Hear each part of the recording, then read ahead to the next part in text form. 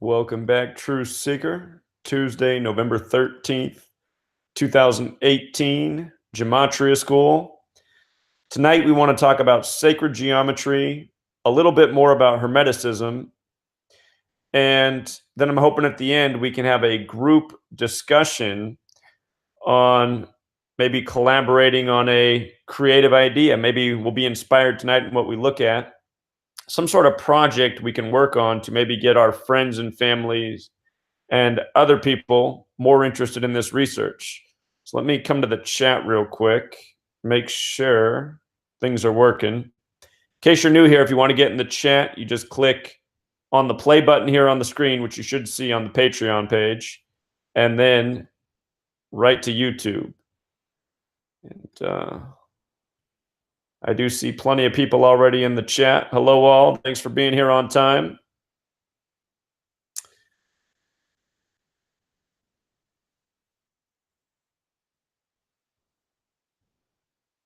Very cool. I see some. I'm giving everybody moderator privileges who are on here, because when you're a moderator, then you can share links if there's something you want to contribute to the discussion.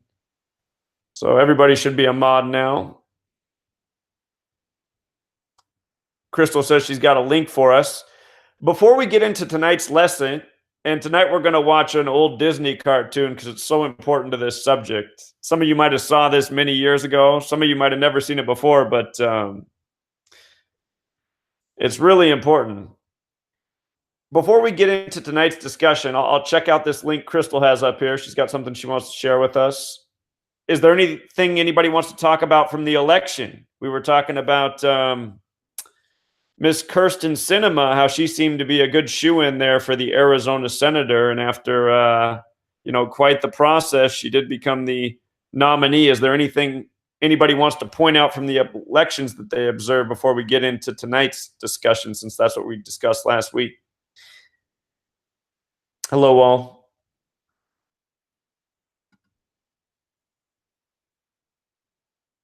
I see I got to give a few more people some moderator privileges here. Just don't abuse your moderator privileges. Be nice to everyone. Again, the point of being a moderator is in case you want to link something, it allows you to link something to the chat. So I think I made everybody a moderator there. Tiffany finally made it. Make sure Tiffany's a moderator too. I think I got everybody here.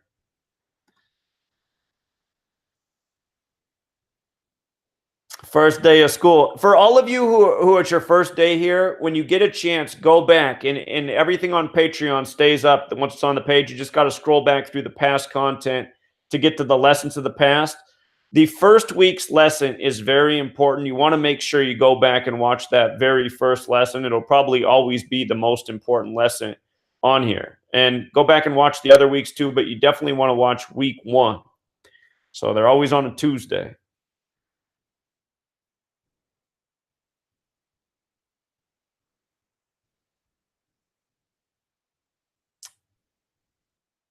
Well, we're going to be talking about baseball and sacred gematria tonight. We're going to be watching Donald Duck in Math Magic Land, and notice Donald's 112, like mathematics is 112, like how the Cubs' very geometric World Series win was in the 112th World Series. And remember, Donald Trump was connected to that riddle too for another Donald. Donald in Math Magic Land is coming up tonight.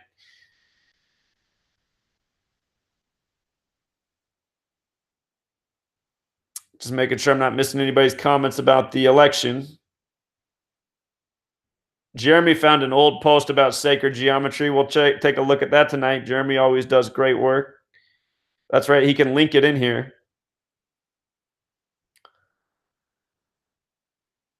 Hey, Kevin. Make sure Kevin's a moderator too. Feel like tonight we have more people coming out tonight. You guys must have known I was going to be showing a movie. Yes, and we've created a Discord, another place where we can have a community chat outside of YouTube live streams. Crystal set that up for us. A lot of good conversations going on in there. I still got to do some catching up. Jeremy, you're welcome to link it now and later. So Crystal's linked the Discord.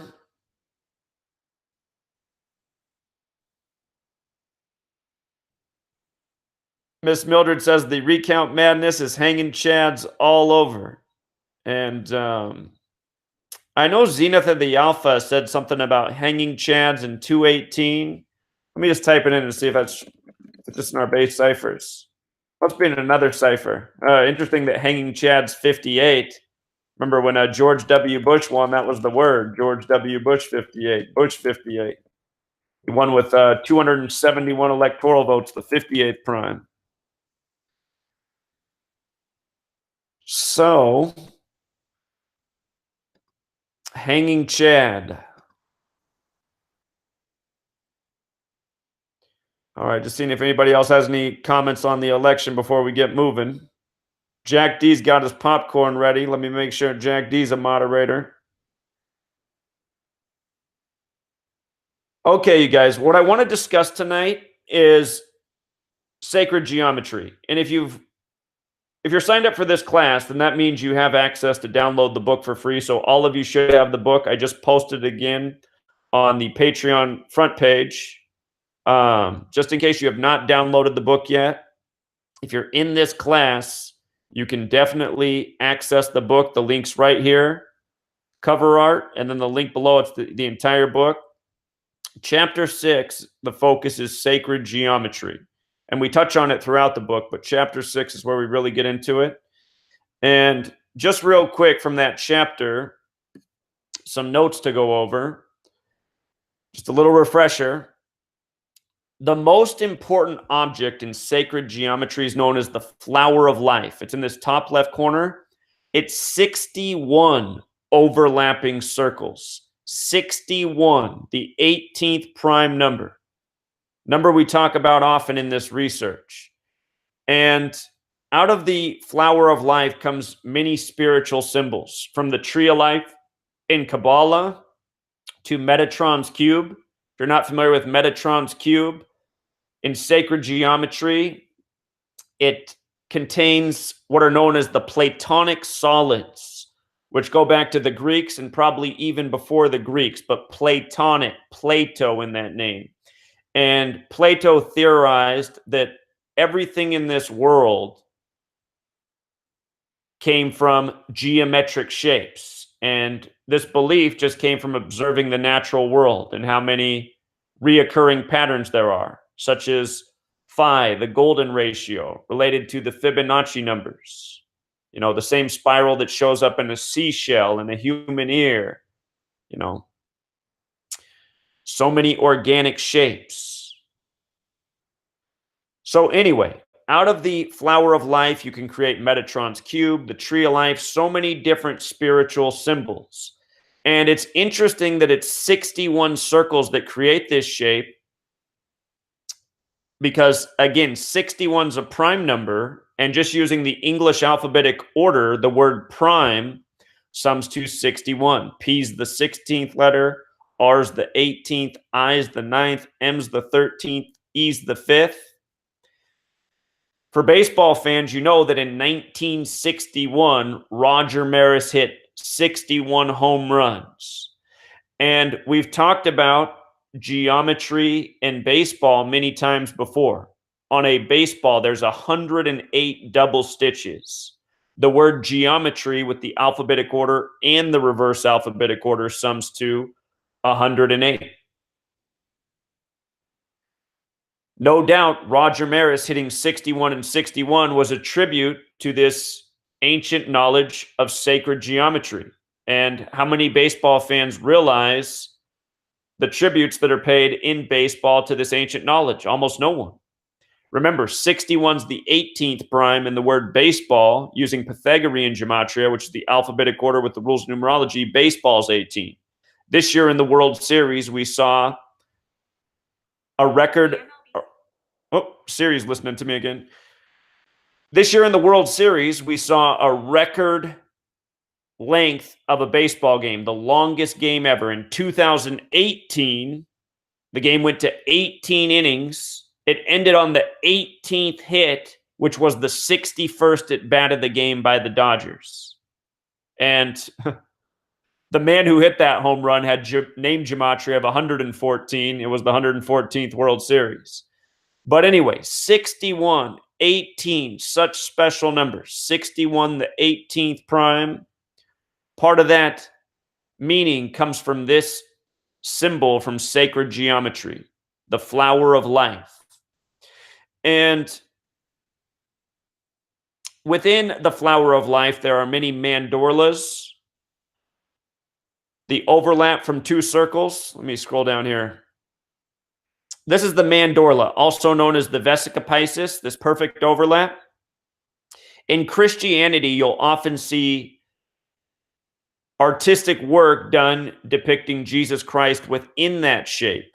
And just notice, using our base ciphers, Jesus 61, John 61, Cross 61, Christian 61, Christmas 61, Church 61, and the list goes on. Special number.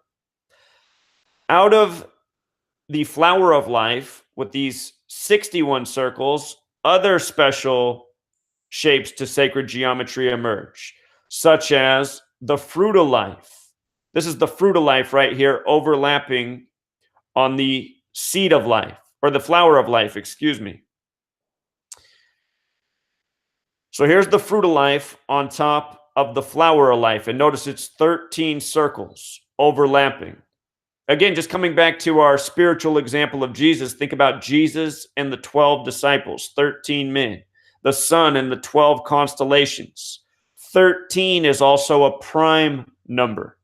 This shape's known as the fruit of life. It comes from the flower of life.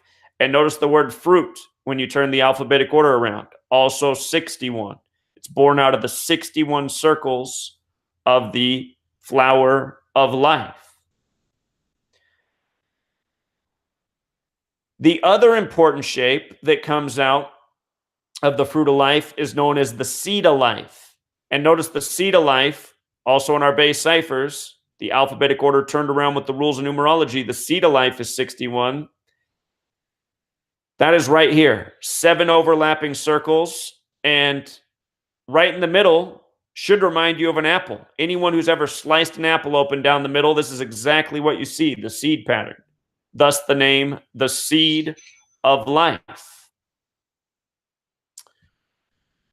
So anyway, sacred geometry, no doubt the symbolism within these shapes has been encoded into our English language. I mean, it's as plain as day when you know the code. And what I want to do, just with this idea of sacred geometry and English and gematria, what I want to do is take about a half hour to watch an old Disney cartoon from 1959 paying tribute to sacred geometry. And maybe you've never seen this before, maybe you have. It's really amazing, especially when you're aware of the code as we are. And before we watch it, I just want to tip you off to a few things. Notice it debuted on June 26th. Think about 26 and 6 in light of this code. Mankind made in the 26th verse of the Bible on the 6th day. 26:6. If you've read the first chapter in my book, you've become well aware of the relationship between those two numbers, 6 and 26. And remember, when you write out 6th, it has that gematria of 26. Like Adam, like God, like letter. So anyway, June 26th, they released this, and in the year 59. And what's interesting about 59, as we'll cover, or as you'll hear as we watch, they talk about the Pythagoreans and how important this study was to the Pythagoreans, which goes back to the Greeks. And Pythagoreans has that gematria of 59 and 58, like Freemasonry. Of course, Walt Disney was a Mason himself. Also, things to observe just about the name of this episode we're going to watch. It's called Donald in Math Magic Land, and our most pure cipher, 89. Donald Duck is also 89. The word number is 89. The word Greek is 89. This cartoon / documentary focuses a lot on the Greeks. And the thing that trips me out the most, you know, in light of the organic side of this code, I'm sure you've heard me talk about this before. My full name in our most pure cipher sums to 89. That's the dark blue one. My dad's full name, 89. My mother's birthday is 8/9. The day I was born, still the coldest recorded day in history, -89 Celsius. And the other thing that's a trip is 89 is the 11th Fibonacci number, the master number. The Fibonacci number that comes after it is 144. My parents' birthdays are 144 days apart. And from a young age, I've really loved numbers. Numbers were always my thing growing up, my favorite subject. And I wish somebody clued me in about these things as a child. I didn't even know what numerology was, but being someone who had to keep myself occupied, I'd often look at the digital clock and just add up the numbers. And when I learned to multiply, I'd multiply the numbers, just number practice. And now I just think about this and I say, wow, you know, I guess I was just born to love numbers and discover things about numbers and teach people about numbers. And just some things to keep in mind as we watch this cartoon here, which really is an eye-opener, especially if you've never seen it before. So this debuted in 1959. And some other things jump out about Math Magic Land, including Walt Disney summing to 42 like knowledge, like math. And you can't help but notice the Gematria of 74 for Math Magic Land. So that said, let's watch this cartoon. We're going to watch it's about 27 minutes long. Then we'll have a discussion about it, see what things popped out to people. I'm sure we all have different sets of eyes. We'll probably catch things that other people didn't catch. There's just all sorts of things to observe in the background as they present. You could probably watch this 20 times and learn something new each time. So, and just as a caution, I might pause as we move through just to point out certain things that jump out at me, but make sure I got the volume up here. I think we're set. All right, I'll put this in full screen mode here. All right, here we go, Truth Seeker.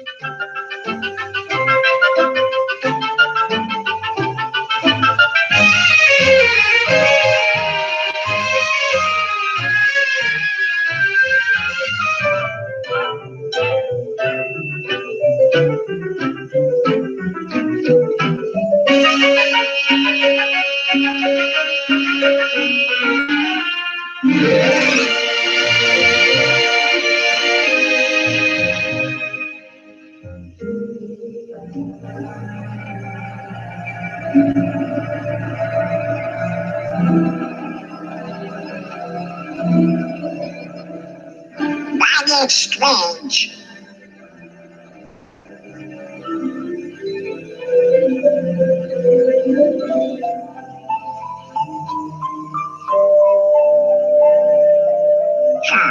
That's an odd-looking creature.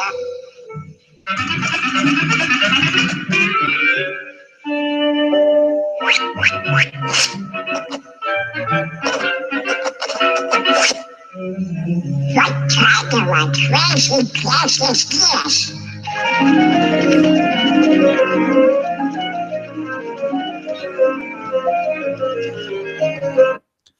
That looks a lot like an 89 in the background, doesn't it?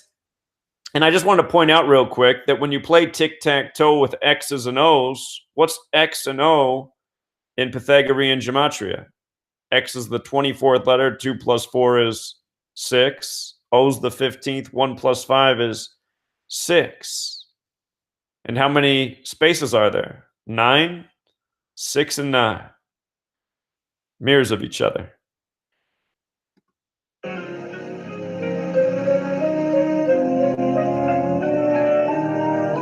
What are those? Squirrels. Pi is equal to 3.141592653589747, etc., etc., etc. Hello? Donald. That's me. Where am I? Mathemagic Land. Mathematic land? Never heard of it. It's the land of great adventure. Now, who are you? I'm a spirit, the true spirit of adventure. That's for me. What's next? A journey through the wonderland of mathematics. Mathematics? That's for eggheads. Eggheads? Now hold on, Donald. You like music, don't you? Yeah? Well, without eggheads, there would be no music. Come on. Let's go to ancient Greece, to the time of Pythagoras, the master egghead of them all. Pythagoras? The father of mathematics and music. Mathematics and music?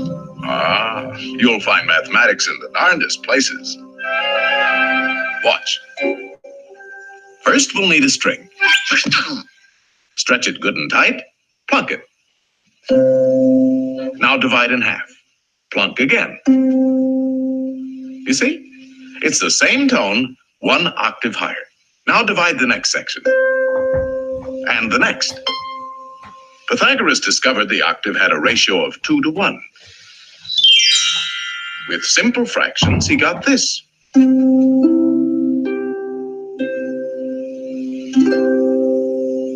And from this harmony in numbers developed the musical scale of today.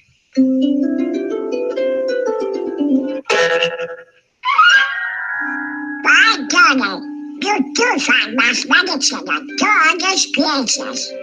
You can imagine how excited Pythagoras was when he shared his findings with his pals, a fraternity of eggheads, known as the Pythagoreans.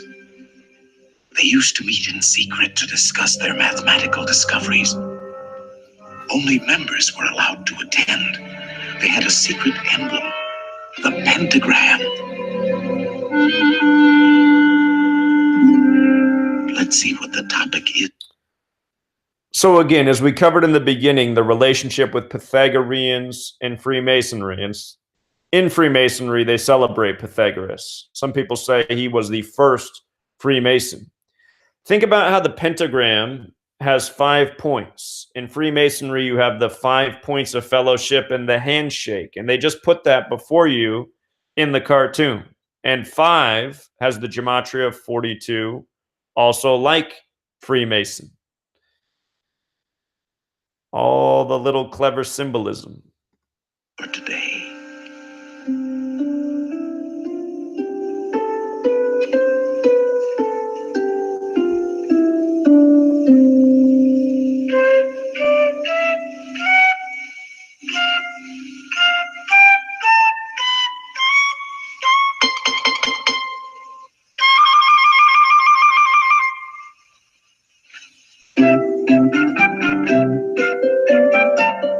What's going on? It's a jam session. Give me something with a beat. Shh.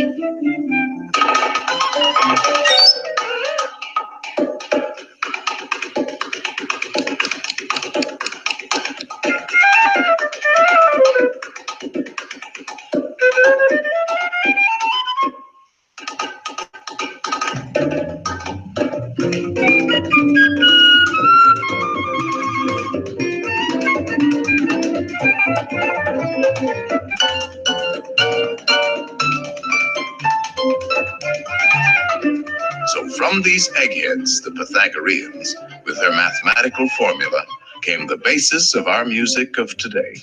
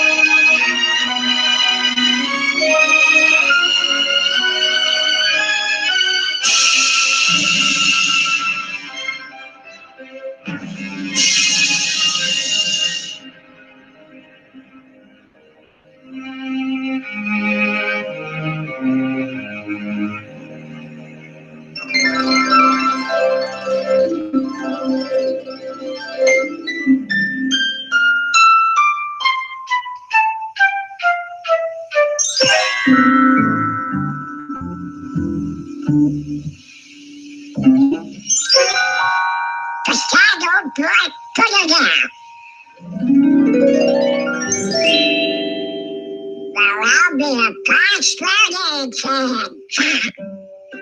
It was our old friend Pythagoras who discovered that the pentagram was full of mathemagic. The two shorter lines combined exactly equal the third. And this line shows the magic proportions of the famous golden section. The second and third lines exactly equal the fourth. Once again, we have the golden section. But this is only the beginning. Hidden within the pentagram is a secret for creating a golden rectangle, which the Greeks admired for its beautiful proportions and magic qualities. The star contains the golden rectangle many times over.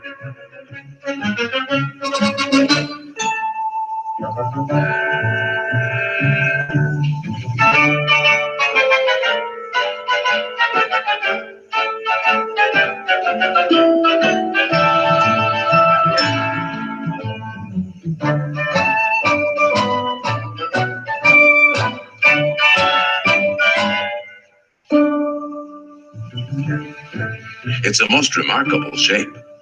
It can mathematically reproduce itself indefinitely.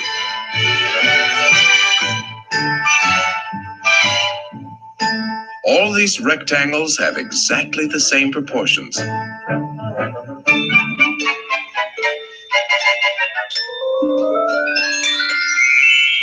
This figure also contains a magic spiral that repeats the proportions of the golden section into infinity.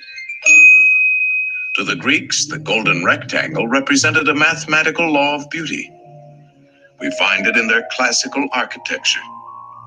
The Parthenon, perhaps one of the most famous of early Greek buildings, contains many golden rectangles.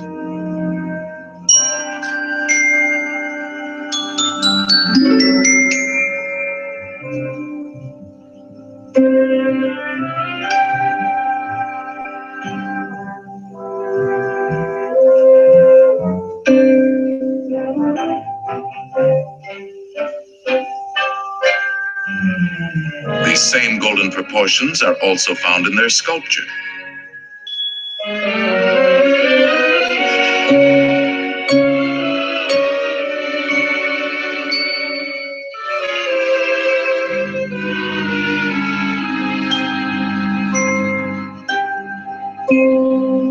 In the centuries that followed, the golden rectangle dominated the idea of beauty in architecture throughout the Western world. The Cathedral of Notre Dame is an outstanding example. The Renaissance painters knew this secret well.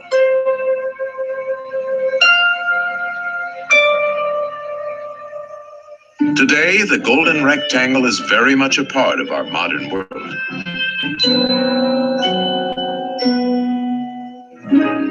Modern painters have rediscovered the magic of these proportions.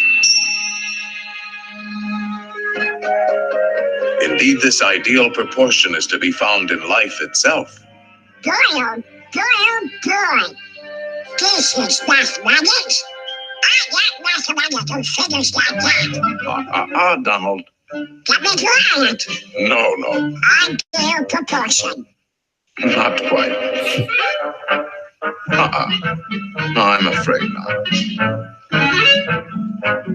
Well, we can't all be mathematically perfect. Oh, yeah? Yeah, I do like to do it. Now that you're all pent up in a pentagon, let's see how nature uses this same mathematical form. The petunia. The star jasmine.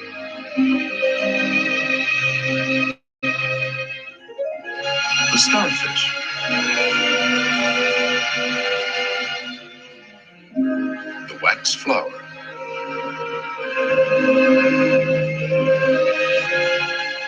There are literally thousands of members in good standing in nature's Pythagorean Society of the Star.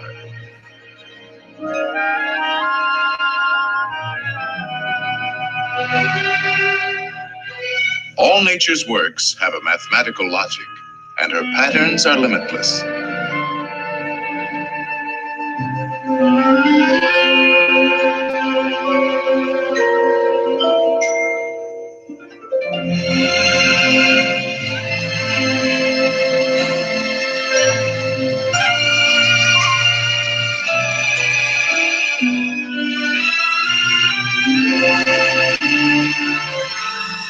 magic proportions of the golden section are often found in the spirals of nature's designs.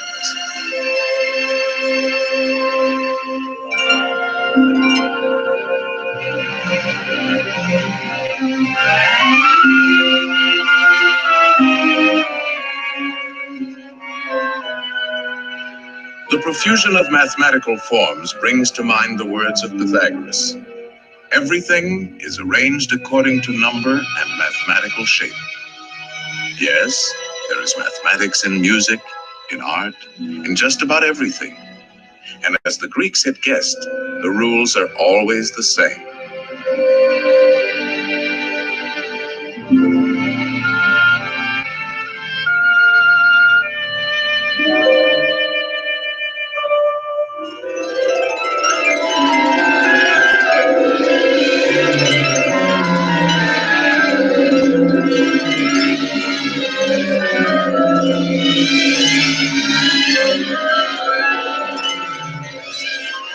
Well, Donald, did you enjoy your geometrical journey? Gee, Mr. Spirit, there's a lot more to mathematics than 2 times 2. That's right, Donald. And you can find mathematics in games, too. Games? Oh, boy. Let's begin with a game that's played on squares. Checkers? No, chess. Chess? A mathematical contest between two minds. It's a game that has been enjoyed for centuries by kings and commoners. In fact, Lewis Carroll, a famous mathematician with a literary mind, used chess as a setting for his classic tale, Through the Looking Glass. Alice found herself face to face with a none too friendly group of chess pieces. Good heavens, what's this? On my soul, it appears to be a lost pawn. Uncle Pawn, I'm Donald Duck. He says he's Donald Duck. Preposterous. Or it could be an Alice.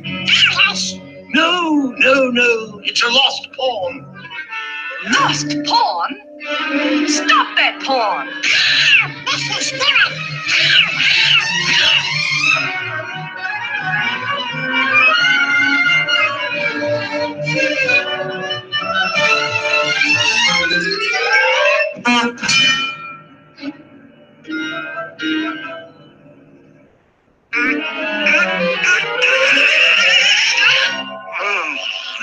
Phew, that was close. Now you can look at this game from a safer perspective.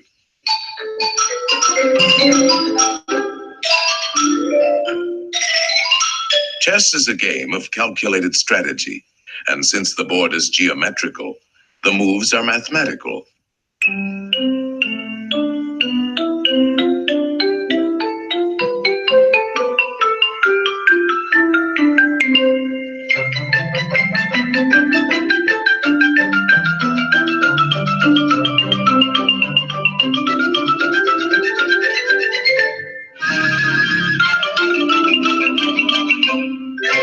Checkmate, and the game is over. That's very interesting. What's next? Practically all games are played on geometrical areas. The baseball field is a diamond. Oh, boy.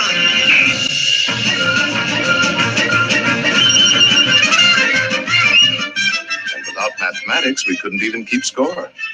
Football is played on a rectangle divided by yard lines.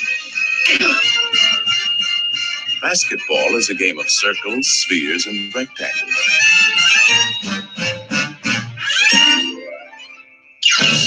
Even hopscotch has its multiple squares.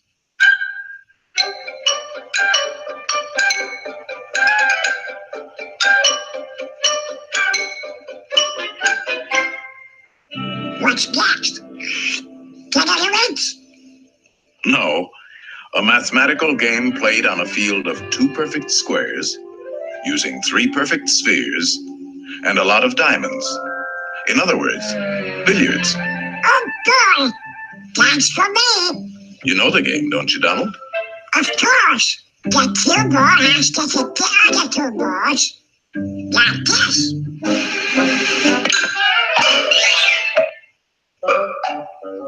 Now let's see how an expert at 3-cushion billiards uses his head. 3-cushion?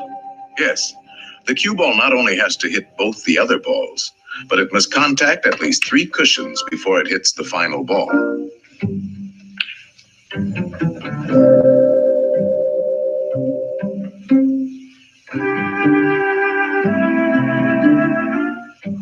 One, two, three.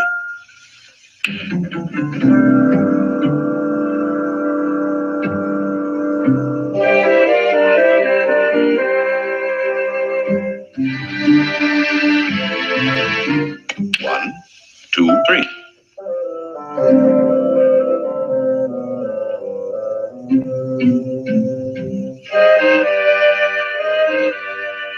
It takes an expert to make several shots in succession. 1, 2, 3, 4, 5, 6. Wow! That was a lucky shot.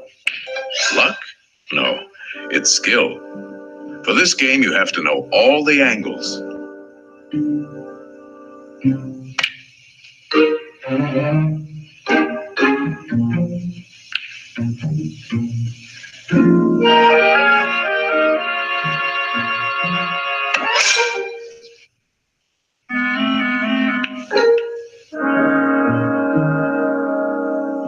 One, two, three, 4, 5, 6, 7. That's amazing! How does he do it? First, there's technique. He's striking the cue ball low, so it'll spin backwards. Hitting the ball on the right side will make it hug the rail. These trick shots take a lot of practice. He missed it! 1, 2, 3. What's the mathematics about that? Oh, this game takes precise calculation. He figures out each shot in his head. He could play it like this, but it calls for quite a bit of luck. There is a better choice. For this, he uses the diamond markings on the rail as a mathematical guide. First, he figures the natural angle for hitting the object balls. And then he finds that his cue ball must bounce off the number 3 diamond. Next, he gets ready for the shot, and he needs a number for his cue position. This calls for a different set of numbers. Very confusing, isn't it? Not when you get the hang of it. You see, the cue position is 4. Now a simple subtraction. 3 from 4 is 1. So if he shoots for the first diamond, he should make it. It's called playing the diamond system.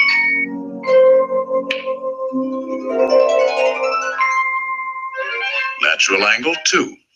Cue position 1.5, 2, 2.5, 3, 3.5. 2 from 3.5 is 1.5. So shoot halfway between the first and second diamonds. Just get into it. Give me one. Let's see now. If I hit it here, it'll bounce there, and go here. If I hit it here, 4.5 minus 3, 3.5 plus 4 added to 2, divided into 2. I guess I should shoot about here. No, Donald. There's no guesswork to mathematics. It's quite simple. Natural angle for the hit, 2. Cue position, 3.5. How much is 3.5 minus 2? 1.5.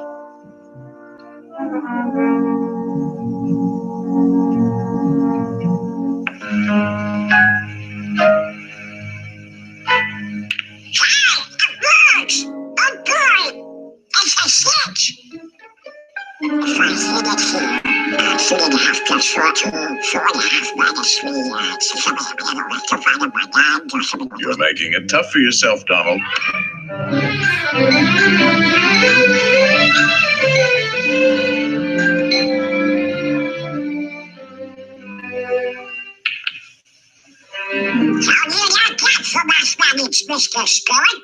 Wonderful, Donald. And now you're ready for the most exciting game of all. Oh, boy! And the playing field for this game is in the mind. Oh, look at the condition of your mind. Antiquated ideas, bungling, false concepts, superstitions, confusion. To think straight, we'll have to clean house.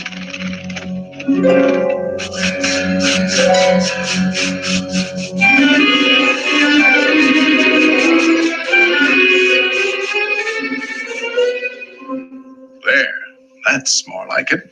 A nice clean sweep. This game is played with circles and triangles. Think of a perfect circle.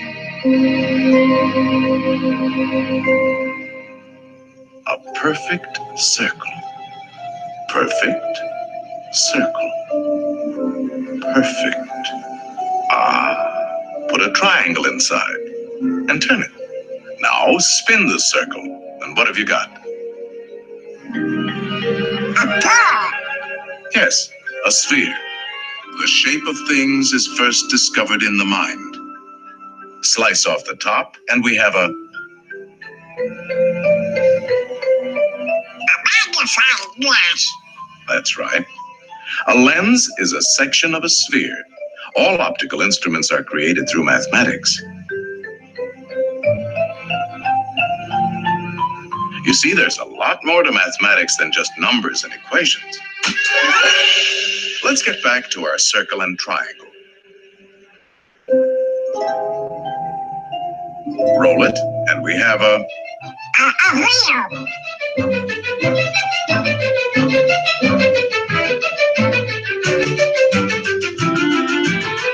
The circle has been the basis for many of man's important inventions.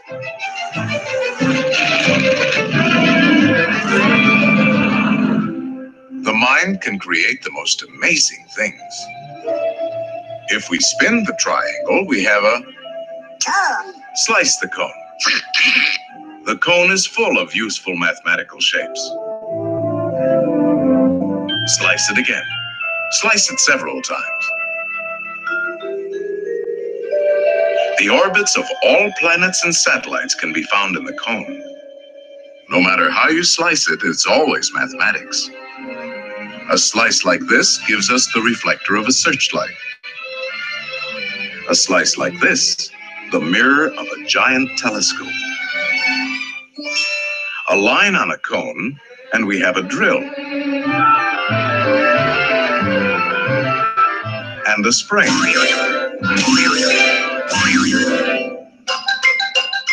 Now you're ticking.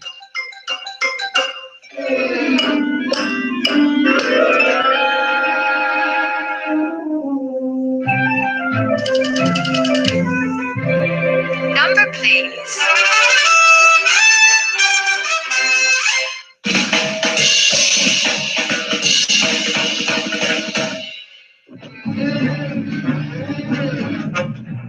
The mind is the birthplace for all of man's scientific achievements.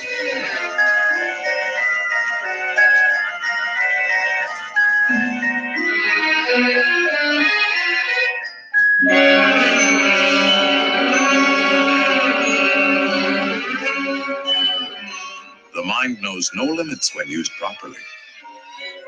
Think of a pentagram, Donald. Now put another inside, a third, and a fourth. No pencil is sharp enough to draw as fine as you can think, and no paper large enough to hold your imagination. In fact, it is only in the mind that we can conceive infinity. Mathematical thinking has opened the doors to the exciting adventures of science. I'll be door. I've never seen so many doors before. Each discovery leads to many others, an endless chain. What's the matter with these doors? Hey! These doors won't open. They're locked. Of course they are locked. These are the doors of the future, and the key is Mathematics. right. Mathematics. The boundless treasures of science are locked behind those doors. In time, they will be opened by the curious and inquiring minds of future generations. In the words of Galileo, mathematics is the alphabet with which God has written the universe.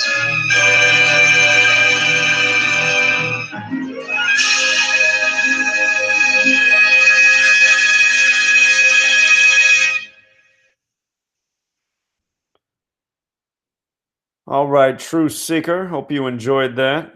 Hopefully, we're still connected here. Make sure we're still connected.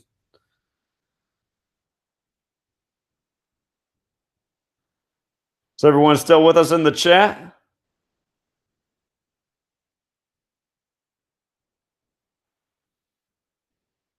Are we still live? We're not live. Oh, shit. Are we live? Okay, we are, because I see down here it's not lit up. Maybe it's because I hit pause. Okay, thank goodness we're live. Okay, I was worried for a second. Because I think you're allowed to show that cartoon. I've showed it before and not gotten a copyright strike, so that's why I showed that one. I've done it before, so I knew I got away with it then. For all of you who aren't aware, so many people, when they see the pentagram, they think it's automatically this satanic symbol. Just in case you're in that boat, it's not true. When a pentagram's pointing upwards, it's a symbol of spiritual uplift, spiritual ascension. It's when you flip it upside down and the point is down that it becomes a satanic symbol. That's the difference. And I just think about how in that cartoon, when they're showing the example of the Pentagon, they put it around all the beautiful flowers and organic life matter. And then you just think about how our nation's War Department is a pentagon. And again, remember, 5 symbolizes creation. And instead of creating beauty in this world, the people who use this code of numbers and mathematics, they use it to bring evil and destruction into the world. And that's just what I began to realize when I was younger, just how much money we spent on militarism and weapons of death and destruction. I just thought, what if we spent all this money on, figuring out the smartest ways to grow organic food so that everybody can afford it? And it really could be that way. All of this incredible technology and understanding we have in this world, it could be diverted into things that lifted up the people of the world. But the reason it's not, of course, is because the greedy people at the top, they realize that their system benefits them at the expense of everyone else, and they seemingly do not care about the masses. So anyway,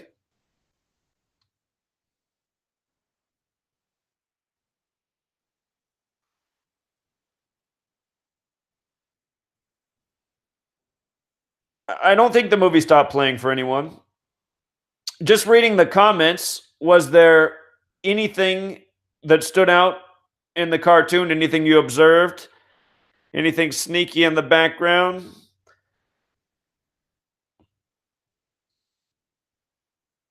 Or just any other ideas?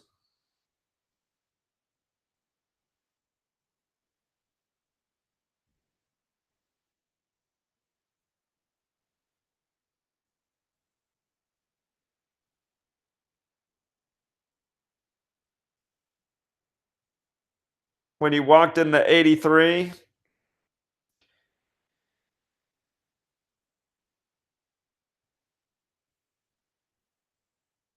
Yeah, now was the time. I noticed at the end when it showed that receipt coming up out of the machine, the first number that came out was 143, the Scottish Rite of Freemasonry number. Hi, Jill. Looks like Jill needs a wrench. Oh, looks like Dana needs a wrench too.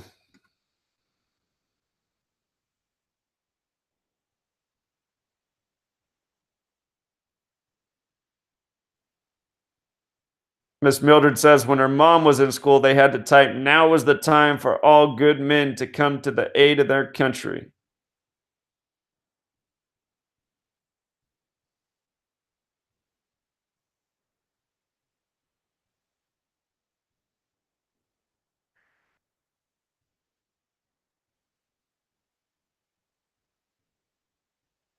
Okay, just reading your guys' observations, but that cartoon really brings to life how important numbers are to these people and why. And when you're awake and you realize who's running the show, you see all of this, the Masonic symbolism in that. And the thing is, it's not that any of this knowledge is bad. It's just sad that, they present this in a cartoon to children to show just how beautiful numbers are and how important they are and how great they are. And then meanwhile, these same people, they use this knowledge to torment all of us, the same people, us who grew up on these Disney cartoons, and we're left in the dark about what's truly taking place in this world. So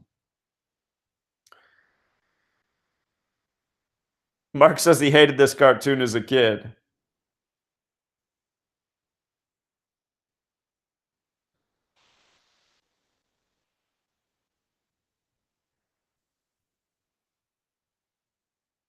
Right, and then the cartoon at the end, the statement about God and all is number and all is mathematics. And it's just so clear that these people have taken this code and are using it every single day to mock us.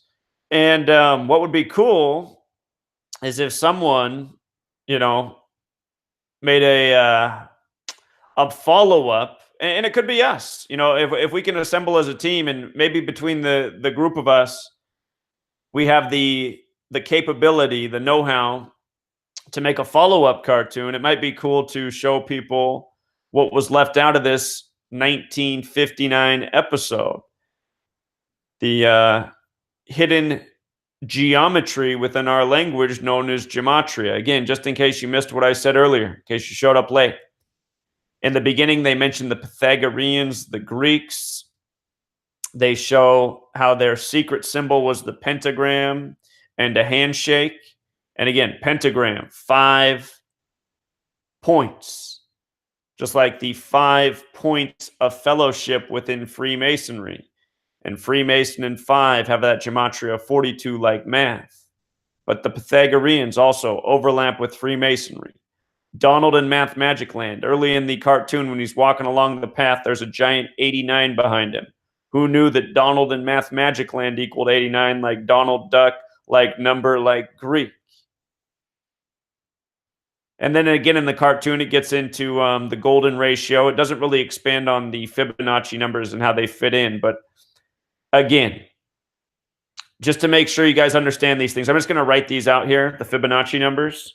1, 1, 2, 3. The way the pattern works is you add the 2 numbers that come before to create the next number. So the next number after 3 is 2 plus 3, 5. The next number is 3 plus 5, 8. 13, 21, 34, 55, 89, 144, 233, 377. So these are the Fibonacci numbers. The way phi, the golden ratio, works is that when you take a number in the Fibonacci sequence and you divide the number that comes before it, it gives you that approximation of phi. And as you progress into this sequence, so the next number would be 610. If you divide 610 by 377, here, I'll just do this on a calculator so you can see. Where is my calculator? Okay. 610 divided by 377, 1.618. 1.61, the first numbers in the sequence of the golden ratio. And if you divide 377 by 233, it's also that approximation. But each time you go further into this sequence and do the division, it gets closer and closer.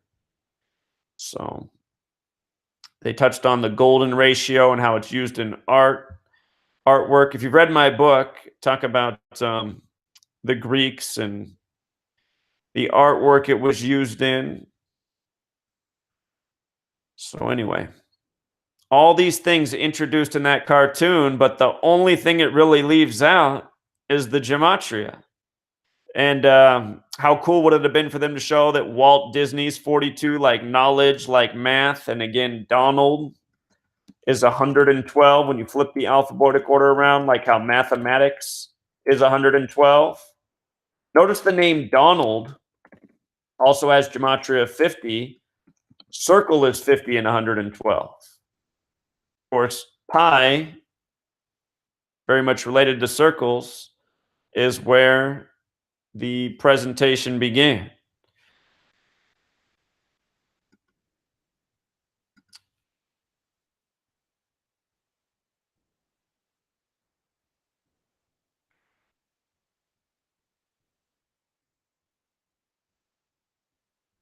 Yeah, exactly. That's the one thing that they really don't want people to know. You know, they do not want people to know about the numbers behind the English language. And I think if there was some way to recreate that cartoon, obviously you couldn't use Disney's footage. They'd sue the living daylights out of you. But, you know, at this day and age, there's a lot of graphic designers. I think if we could recreate that cartoon, obviously paying tribute to it, and overlay gematria, I think it could be a powerful cartoon, you know. I think it could make people realize the undeniable quality of this code, the mathematics within English. So. The film Pi. I've seen the film Pi, absolutely. I don't think I could show that on here. I do talk about in Pi, I talk about in the book that I wrote, how that scene in you know, we can't even, I'll show you something that you can look up later. I know that you can't even show this because I've gotten a copyright strike for this before. Film Pi. It's right here. This is, if you watch this clip, remember on YouTube when it shows a thumbnail like this, it actually adds a second to the video. If you watch the actual clip, notice this is actually from the studio that made the film, Lionsgate. This segment right here is 3 minutes and 14 seconds. Here, I'll link this in the chat. But here in this film, they connect gematria, Kabbalah, the Fibonacci sequence, letters and numbers. Major clue in this film, Pi. And if you've read my book, in the book, I show how the character names from that film, how they all pay tribute to the Fibonacci sequence. So Focus Faith says, how do we choose which ciphers are better to use than others? So, okay, again, I call these the 4 base ciphers. When I first began, I didn't know the reverse. I just knew the alphabetic order and the rules of numerology. And I recommend that if you're going to introduce this subject to somebody, you just start right here with these two. With these 2 ciphers, you can see most things. Again, Manly P. Hall, the Freemason. And again, you can just show people things like Manly P. Hall. He says that this cipher right here, the alphabetic order with the rules of numerology, which is this dark blue cipher, also known as Pythagorean gematria. He says this is the cipher to use. He went by the name Manly P. Hall. Freemason. Oops. Is also 42. And Manly P. Hall waited 47 years to go from his 32nd degree in Freemasonry to his 33rd. Can you learn this code? You can start to understand why he waited 47 years. We know about the 47 degrees on the Freemason compass. It's a number that's been used in these secret society rituals going all the way back to the time of the Greeks. So anyway, I recommend starting right here with these 2 ciphers. You can explain a lot in these 2 ciphers. They're very intuitive. The dark green's the alphabetic order. A is 1, B is 2, C is 3, up to Z is 26. The next cipher is the alphabetic order with the rules of numerology. And consider things such as the Freemasons pride themselves on being the keepers of knowledge. And knowledge is just like Freemason, 4296. There's a mathematical relationship between these 2 numbers. The divisors of 42, meaning the numbers that divide into 42, they sum to 96. And when I began with this research, I studied these ciphers for about 3 years without having a clue about the reverse. And had I not studied these ciphers alone for 3 years, I wouldn't have been able to pick up on the relevance of reverse gematria. It was gaining my understanding working with these ciphers that I saw how the reverse gematria fit in. And again, it's things like understanding that the word president was 47, and all these things associated with the presidency and government were 47. Then when I learned reverse, I just put it to the test. I wanted to see if other words, had the 47 thing going. So, government had the Gematria 47 in reverse. White House had the Gematria 47 in reverse. We knew that Republican was 47. And we knew that the Republican Party came out of the Whig Party 47. Then when we saw that in reverse, Democrat was 47, we said, oh, this cannot be a coincidence, And so anyway, if you're going to start, just to keep it simple, I recommend just starting with the alphabetic order and the rules of numerology. There's a lot there. But this other half, the alphabetic order in reverse, is no doubt just as meaningful. Little less intuitive to explain to somebody who's just beginning.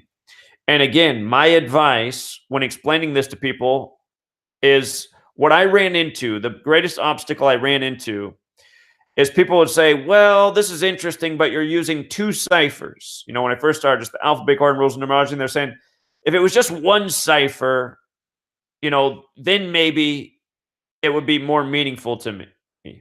And I'd say, well, consider, how do you code the number 33 into a 3-letter word and also a word of greater length? It's hard to do unless for example, think about Uncle Sam in this nation. Let me get rid of the reverse ciphers.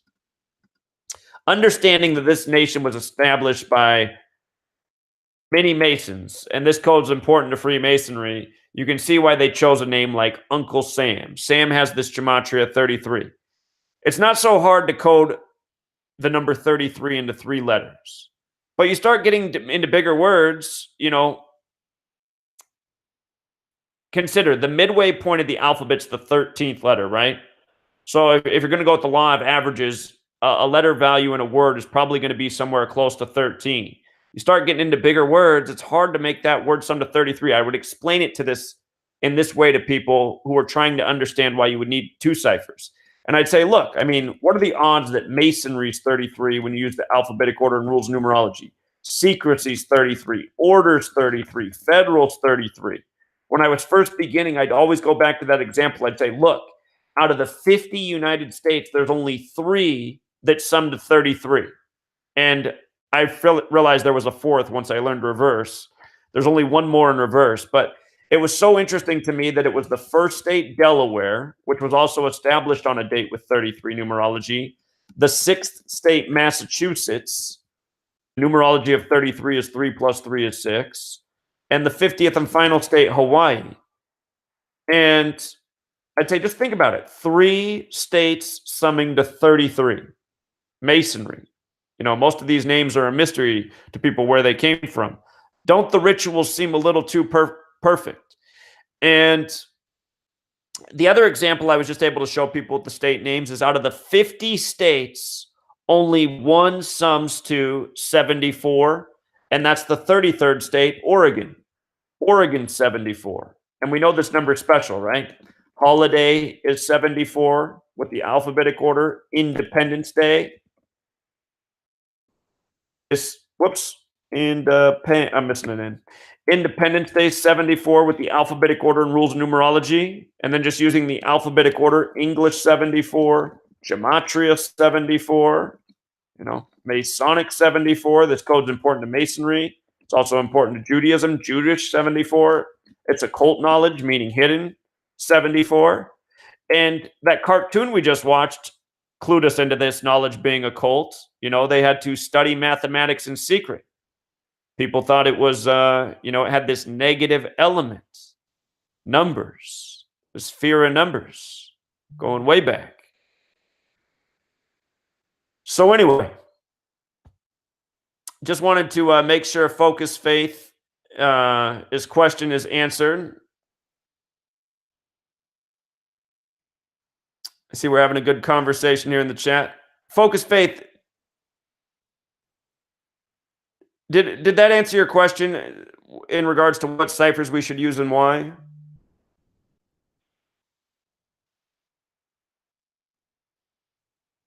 Yeah, the capital of Oregon is Salem on the 44th parallel.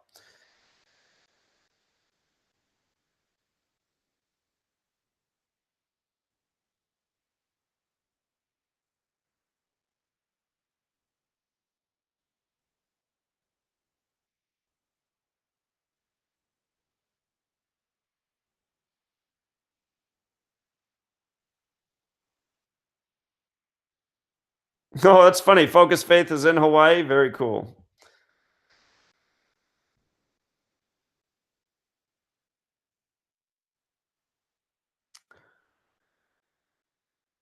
All right. So wanted to make sure we took care of Focus's question. But again, start with the two most intuitive ciphers, and then from there, build into the reverse alphabetic order and reverse numerology. And then the next cipher to really begin studying is Jewish gematria, which is the letters of the English alphabet in their old Latin arrangement, and a cipher that pays tribute to Greek isopsephy and Hebrew gematria. And again, when you come to Gematria, if you go to the cipher, it'll show you the chart. So the English letters are rearranged in the old Latin order. And again, please go back and watch the first Gematria School lesson. We talk about how these ciphers come together. So again, just real quick, garden in Jewish gematria is 137. Genesis, which is set in the garden, largely. Genesis means in the beginning, which sums to 137, which is the 33rd prime using the alphabetic order. It's interesting that in the beginning is like a countdown in Jewish. And Genesis equals 33. In the beginning, 137, the 33rd prime. Genesis 33, Genesis means in the beginning. Kabbalah in Hebrew sums to 137. So a lot of things you can gather from these ciphers and by putting them together. And again, there's a film out there called Gematria where this is the cipher they use in that film, Jewish Gematria. So I recommend that for the starting place.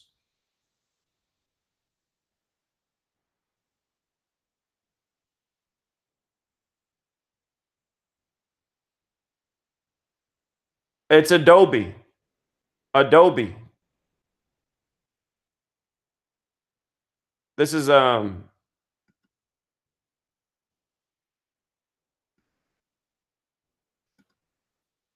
might be because I'm on a Mac. Maybe this is just how it is on a Mac. And you know what I'll do, you guys? I'll make a new PDF with page numbers and just put it up here for all of you who are on the $11 tier. That's something I'll do. I'll do that as soon as tomorrow, and I'll get it up here at the page numbers. I just thought everybody would have this same layout as me. I'm used to Macs. So I see Jeremy White's got something to share with us. Let's see here.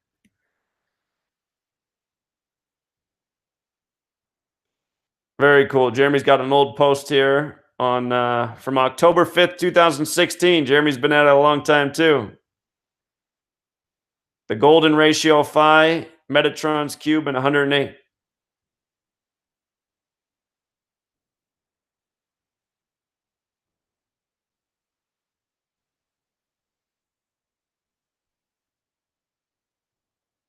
There's the golden ratio right there. So we were talking about how we derive that from the Fibonacci numbers.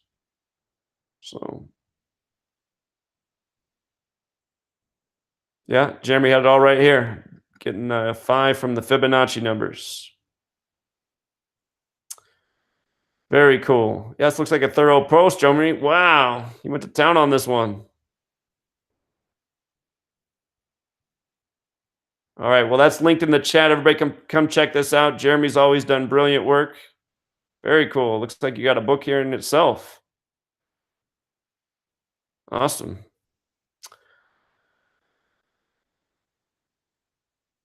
Very cool. So you were doing that around the time of the 112th World Series, again, which had everything to do with sacred geometry. I see. So you copied other information, but still you compiled a very cool post. Okay, you guys, I'll get that numbered version of the book up. I should have just done that in the first place, but I was thinking since people would be reading it in PDFs, it'd be like mine where it shows all the page numbers on there. Simple thing. And I'll just get that up as a free download on the Patreon as soon as I have it up. Okay. So, other thing I really wanted to look at tonight was just Where's it at here? Here we go. So again, you have chapter 6. You can read the chapter I wrote on sacred geometry. Again, just something to remember. The Vesica Piscis, the overlap caused from two circles, it has that special gematria, Vesica Piscis, of 53. And it means fish's bladder, which also sums to 53. And what's cool is in the septenary cipher, it's also 53. It's considered the womb of the universe in sacred geometry, womb with the alphabetic order 53. And again, for the person who asked what ciphers to begin with, these two ciphers are the alphabetic order with the rules of numerology. And this is just the alphabetic order right here. So again, that's why these ciphers, there's so much meaning within. And for all the football fans out there, I think this is another easy way to say to an NFL fan, hey, have you ever wondered why there's a 53-yard wide field and a 53-man roster? Well, the shape of the football is known as the Vesica Piscis. And lo and behold, the gematria of that phrase sums to 53. And this year, the year of Super Bowl 53, great year to educate about it.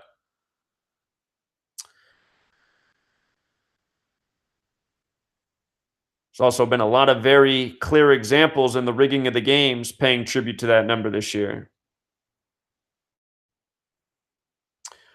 Also, something else, if you put a the in front of the shape, it sums to 68. Alphabetic order, rules of numerology, reduction gematria, just like sacred geometry. When you flip the alphabetic order around, mathematics is 68.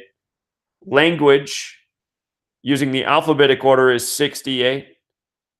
Mathematical language, math, the language of the universe, encoded in our English language, the greatest kept secret of all about the English language. So again, just using the alphabetic order and rules of numerology, you can reveal a lot, but what you wouldn't catch is mathematics is 68. You have to reverse the alphabetic order to see that.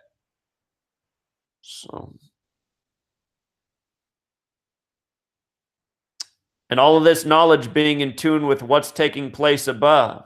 That was hinted at in the cartoons, showing the geometric relationships with the planets. Again, never forget that example of how geometry with the alphabetic order sums to 108. And with the reverse alphabetic order, it also sums to 108, having perfect symmetry. Geometry is 108 forwards and backwards. And again, to the ancients, what were considered planets in the sky included things such as the sun and the moon. All of the bodies that moved in the night sky, in the sky above, the day sky as well, were planets. The furthest planet was Saturn, the 6th planet from the sun.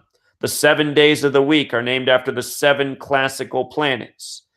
And again, from the Earth to the sun, they say that that distance is the diameter of 108 suns, and the diameter of the sun is the same as the diameter of 108 Earths side by side, 108, that number.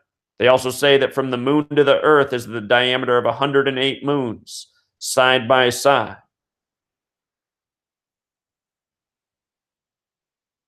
The term Platonic solid also has that gematria of 68. This goes back to the Greeks, Metatron's cube, the flower of life, all of these shapes hidden within.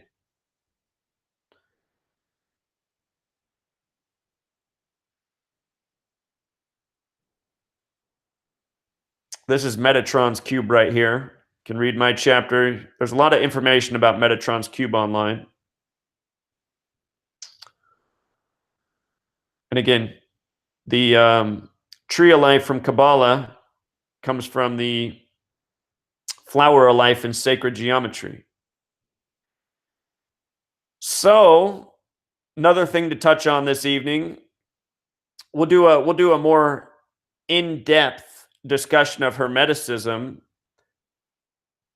But again, sacred geometry, these old world spiritual beliefs, they're all interconnected. And when you learn gematria and what's been coded within English, Here, let me take them. I see a note in the chat. Somebody's trying to get my attention. Auspicious makes a good point coming back to 53 in the Vesica Piscis. He says 53, the 16th prime. In the NFL, there's 16 teams in each conference, 16 regular season games. Very true. 4 divisions. The square root of 16 is 4. 4 teams in each division. Yeah, very true. Really great observation. And think about also how there used to be a 14-game season in the NFL, and football equals 43, where 43 is the 14th prime. So they've always had these mathematical riddles within the league. And they hinted at that in the cartoon as well, about how all the sports leagues are based on gematria. And what are we showing? How all of these sports, or not gematria, but geometry. And again, we see how gematria, meaning geometry and language, is the secret code that they use to script these games again and again and again. So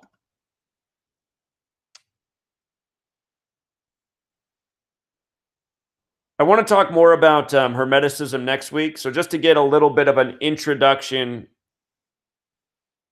this week, remember, the word geometry, using the alphabetic order and rules of numerology, sums to 45.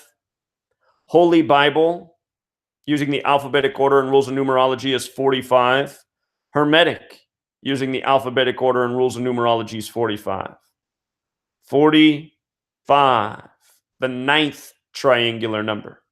Pythagoras believed that 9, was the most sacred number because of all of its mathematical properties. Any number that you multiply times 9 takes on a numerology of 9. Any number, doesn't matter what that number is, if you multiply it by 9, it will take on a numerology of 9. Any number that you add 9 to maintains the numerology it already had. For example, 1 plus 9 is 10. The numerology of 10 is 1 plus 0 is 1. It comes back to 1. 2 plus 9 is 11. The numerology of 11 is 1 plus 1 is 2. All the way to infinity. You add 9, the numerology doesn't change. And again, that trick with your fingers, if you put up your hands in front of your face, if you put up both your hands in front of your face, assuming you have 10 fingers, there's the 9s trick. Make sure your palms are facing you. If you put down your thumb, you have 9 fingers up in a row. Your thumb being down represents 1 times 9. The 9 fingers up represent the product of 1 times 9, 9. If you put your thumb back up and put down your pointer finger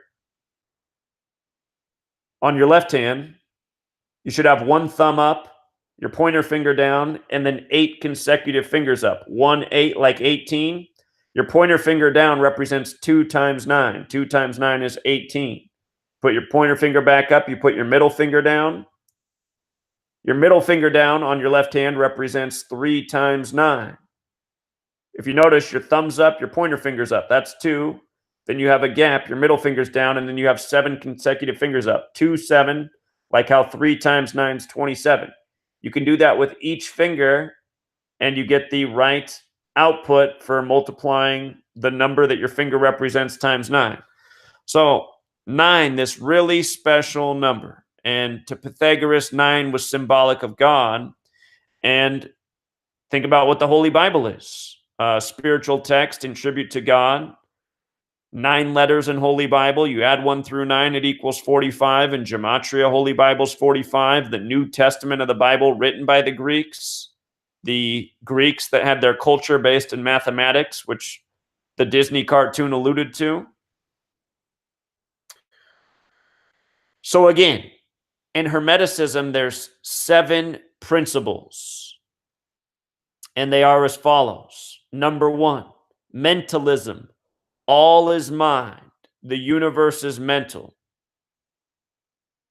And realize that Hermeticism is interconnected with alchemy. Alchemy is about perfecting states of mind. It's about understanding the way we operate as human beings and helping ourselves get from one place that's less positive to a more positive place. So often when people think of alchemy, they think about, transmuting lead into gold, but that's just a metaphor from essentially transmuting yourself from a negative place to a positive and beautiful place. So all is mind, all is mental. The mind controls all things. And, something about that is also awareness. If you have no awareness of a subject, it'll never dawn on you. It could cross your face every single day, this subject, and it'll never connect in your mind because it's never been introduced to you. Conscious. You have to be consciousness. You have to be aware of something to realize it. It's why we all go through the same phenomenon. We've never heard a word in our life, or we've never heard about a certain thing or a person, and somebody introduces it to us, and the next thing you know, you hear about it later that same day. And you think, wow, I've gone my whole life and never heard about this. And now I just learned about it this morning, and now I'm hearing about it again this afternoon. Then you notice the next day you hear about it again, or a few days later, there it is again. And you think, weird, how was it that my entire life I never realized any of this, and now I just keep seeing it? It's because you weren't conscious of it. It wasn't in your mind. But now that it is, the dots connect. You don't overlook it anymore. That's part of mentalism. That's not everything, but easy concept to understand. Correspondence, as above, so below, as below, so above. Think about astrology. This is where this connects. So many people who aren't aware of astrology, they think it just must be a bunch of hocus pocus. It doesn't make any sense to them. They dismiss it. But then they open up, some of these 1,000-page texts that are very specific about the day you're born on, the time you're born, the moon you're born under, and they read and they realize, wow, this seems too specific to be coincidental. And I went through that in my early 20s. It was thanks to a woman named Rennie. Man, I wish I could show you Rennie. I couldn't believe. When I met Rennie, I was in my early 20s, and she had just turned 40 years old, right?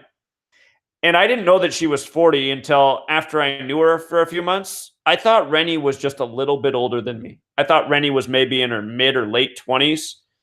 I have never met anybody who looked so young for 40. But Rennie was just this really sweet woman. I met her working at a group home, and when she first met me, she just thought I was so interesting. She knew all about astrology, and she thought I was this really interesting person.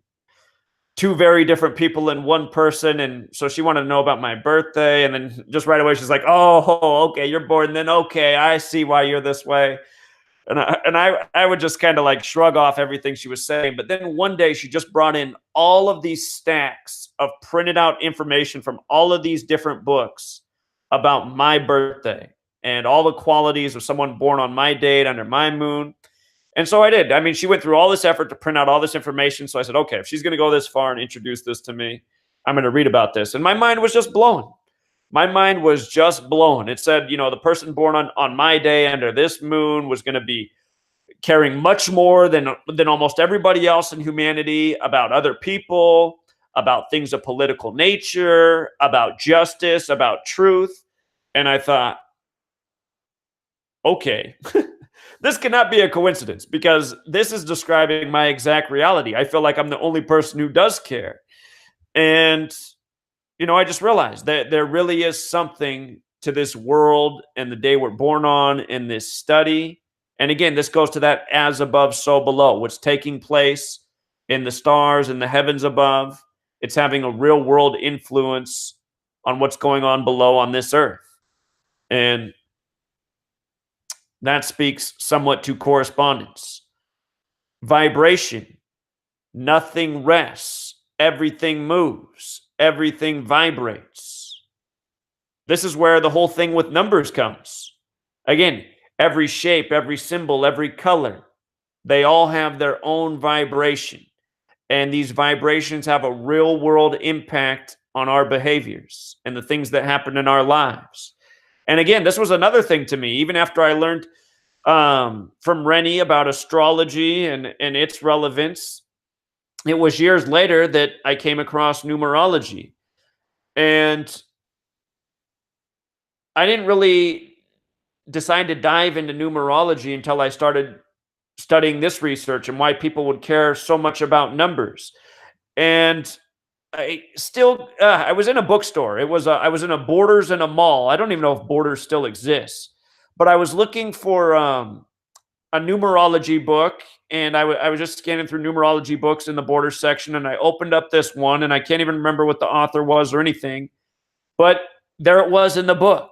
He was introducing what we call gematria. He didn't refer to it as gematria. He just referred to it as a form of numerology, where you take the alphabetic order and you use the rules of numerology, on Derek'sGematria.com, that's the dark blue cipher. And he said, if you decode your name, this author, he said, if you decode your name using this cipher and you look at the people in your life, you're going to be amazed at how many people have similar numbers to you, even the same numbers. And I thought, I don't know about this. I mean, I had the same feeling when I was doubting astrology. I was like, how could that be? How could that work out? And again, the first thing I decided to decode was my parents and me, because I was saying, well, if this is true, then I have to have a connection to my parents. And bam, just like that, I was a believer, if you will. Because again, my dad's full name was the exact same as my name, which corresponded with my mother's birthday. Her birthday, 8/9. Both of our names, our full names, summed to 89. And my mom's name didn't sum to 89, but what it did sum to was 62. And the thing about 89 and 62 is they both break down to 8 in numerology. So they're not too far off. And I just said, how could this all be coincidence? And the one thing that my dad saved from the newspaper the day I was born was that it was the record coldest temperature. I got that in my baby book at my mom's house. And the temperature was negative 89 Celsius. Well, we had to wait until I was 30 years old to see how that number 89 brought us all together. And then, learning these other base ciphers, it does seem that it's more than just the alphabetic order and rules of numerology that matter. Like I've shown before, my dad's first and last name, Timothy Hubbard, sums to 67. My mom's name, Donna Hubbard, 67. That's when you flip the alphabetic order around and use the rules of numerology.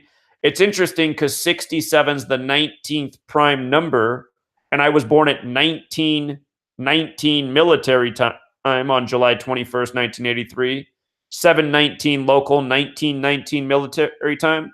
And my parents gave me this seemingly bizarre name that neither of them can even explain how they decided on. They said they just liked the way it sounded. But there's 19 letters in my name too, and it's just like amazing. It's amazing how it all comes together. And again, it's not just me. It seems to be everyone who takes this knowledge and applies it to them and their loved ones makes these extraordinary discoveries that just seem to be impossible coincidence. So again, every number has a vibration. Everything has a vibration. And these things, they have influence over us. Subconscious, like invisible music, like we're all moving to our own rhythm. So polarity, everything is dual. Everything has poles. Everything has its pair of opposites. Like and unlike are the same. Opposites are identical in nature, but different in degree. Extremes meet. All truths are but half-truths. All paradoxes may be reconciled. So I think you understand it. You got to think about it. All truths are but half-truths because there's two sides to everything. And,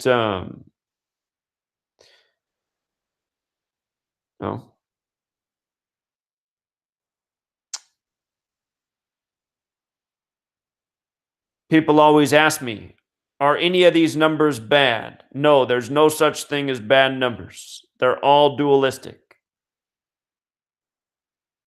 Rhythm Everything flows out and in. Everything has its tides. All things rise and fall. The pendulum swing manifests in everything. The measure of the swing to the right is the measure of the swing to the left. Rhythm compensates. And again, all of this ancient knowledge, the reason it's important to study is because by understanding it, you can better understand yourself. And I think any of you who observe me, you see that, some days I'm a lot, happier and, cheerier. And then other days I'm really dark and gloomy. And I think this is true in a lot of us. And it's not that I'm bipolar, but if you read about my astrological sign and the cusp I'm on, I really am two very different things. And I think that comes through in the way I speak. And I mean, there's a lot of things about me that seem counterintuitive and completely at odds with each other. And that is also often how I feel just as a person. Like I'm torn apart by, like there's two very different directions I want to go at all times. And again, by learning all of these things, we can better understand ourselves and the rhythms and the way we operate and why we are the way we are. And that way we can also better regulate ourselves and check ourselves, which is still something I have plenty of room for improvement on. Cause and effect. Every cause has its effect. Every effect has its cause. Everything happens according to law. Chance is but a name for law not recognized. There are many planes of causation, but nothing escapes the law. And then gender in Hermeticism is not so much about man and woman. It's just about all things in this world have male and female qualities. Gender is in everything. Everything has its masculine and feminine principles. Gender manifests in all planes. So we'll talk more about Hermeticism. Just wanted to throw some of these ideas out there so they can marinate in your mind. And again, just to remind also how all of these things are interrelated. They're all pieces of a puzzle that help us better understand this world we live in and why the people who rule over us do the things that they do. What's behind their symbolism? What's behind their logic and the way they operate?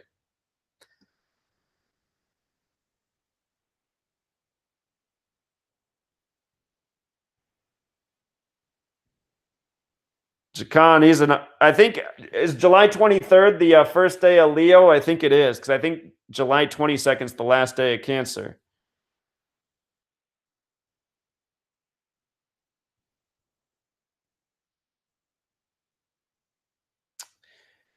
Yeah, so Saradwin says, this is the bit I don't get about these evil people according to the laws of nature. Surely their karma must be really crap. And, I think it's just that they've chosen. I think it's that they realize that they're evil and they've done wrong, but it's just they're so invested in power. They just want power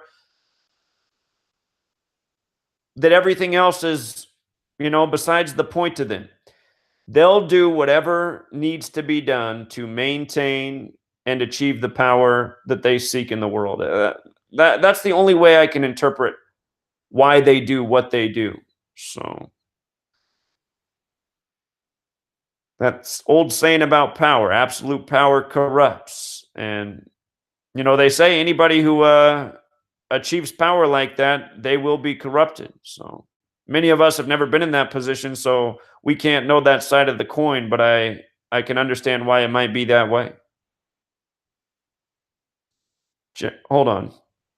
Jeremy had a great quote there. There's a verse that says, surely oppression maketh a wise man mad.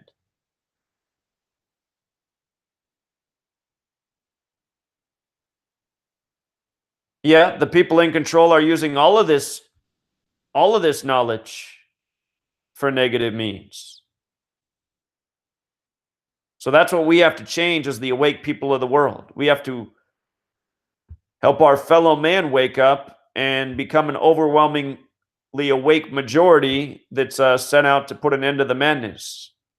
And I maintain the belief that that can happen in the world. That's what keeps me going every day. If I didn't have that belief, I'd probably just do what the majority do, just zone out and self-medicate and probably just focus on entertainment. You know, there's plenty of things to pass the days, but if I chose to do that being awake, I'd feel like I was selling out the people of the world, the unborn generations, and my true purpose and what I've always cared about since I was a child. So, you know,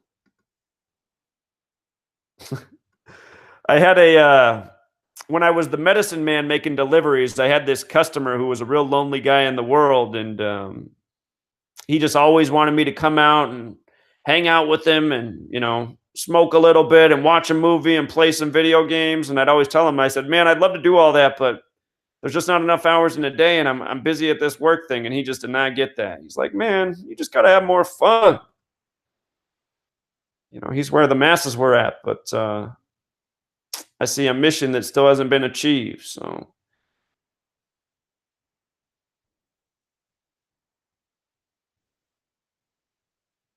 yeah, Crystal Rain, she nailed it. She's talking about where I'm born in the astrological chart and the clash there. Dana's a Leo too, July 29th. It's a little bit older than me.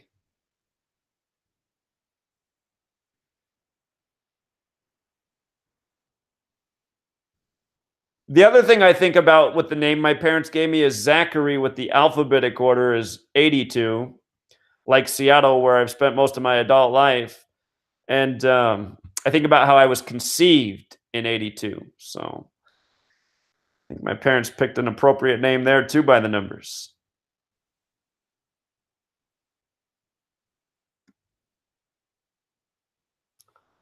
Yeah, where there's dark, there must be light. And I always love that metaphor about how you can have a giant dark room and just a little bead of light will light up the whole thing. The whole room can be entirely dark. A little tiny light lights up the whole area. So, light is definitely a lot more powerful than darkness.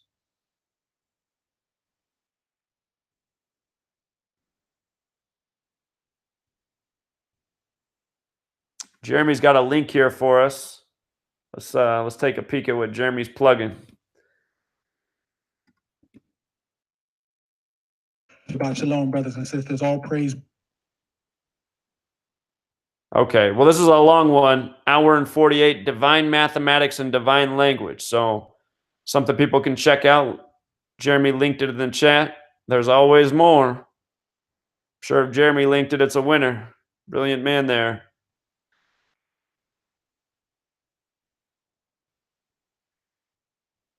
The big kahunas.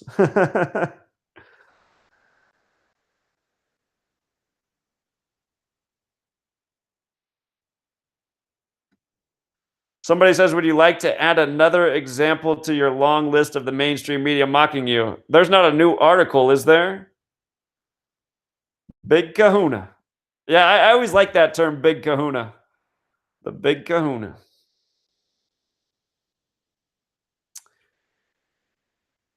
Miss Mildred says she can't find her life numbers.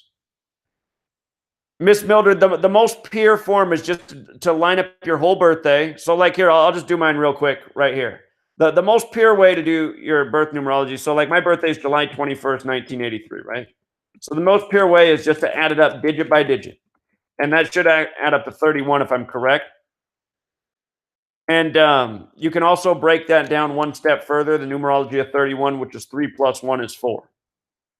And then you can read about your number. So what was a trip is when I first broke these numbers down and then I started looking at the people around me, my dad's birth numerology, not only do we have the same name gematria, we have the same birth numerology.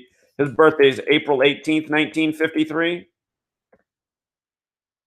It's 4 plus 1 plus 8 plus 1 plus 9 plus 5 plus 3. It was also 31. But then what I noticed is my two best friends in high school, who both went down to Arizona with me, all of us had 31 birth numerology. And I thought, how strange.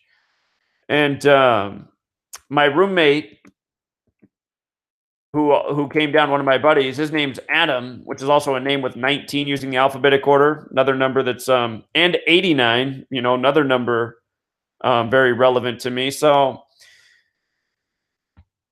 again, well, when I first learned about this and I was skeptical, it wasn't long that I was a skeptic, because once I just started to look, I was like, my goodness. I mean, something is obviously going on here. And it still blows my mind. But somehow, some way, these numbers clearly having a real impact and helping us see that there's something greater going on in this world with numbers. So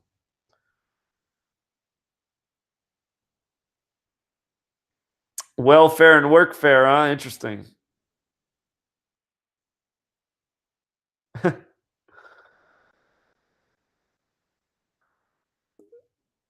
I appreciate the big kahuna compliments.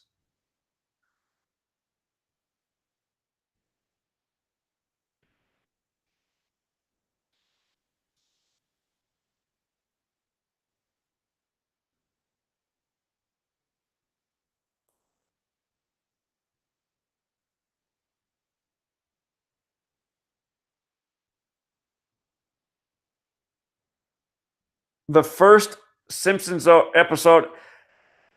I'm gonna save this for later. I'm gonna check this out, but I've shown a Simpsons clip before and gotten the video taken down. I do not want to get this lesson taken down for people who can't watch it live, so I'm gonna save that. But very interesting.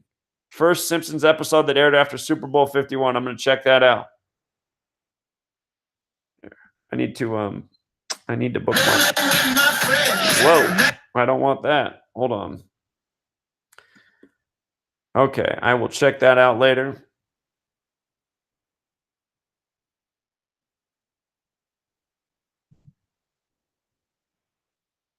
So Jeremy says in the video that he linked, the discussion talks about how the wicked people's knowledge goes back to the Tower of Babel, Nimrod, and the Order of the Secret Combination. Interesting. I'm going to be doing some homework there.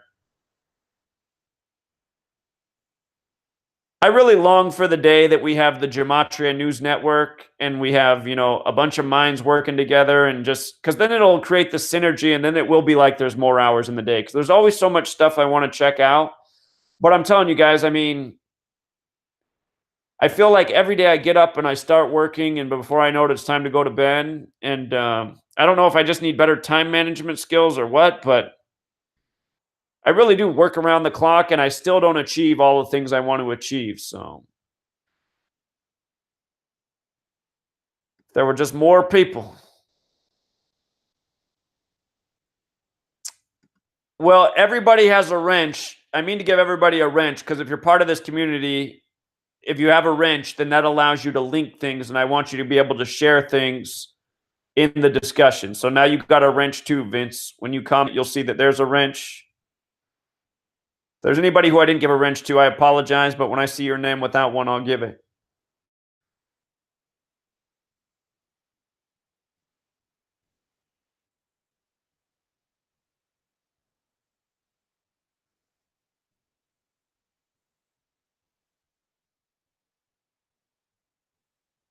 Yes, the 13 moon calendar, very relevant. Very relevant. Something I've been meaning to include in more of my research.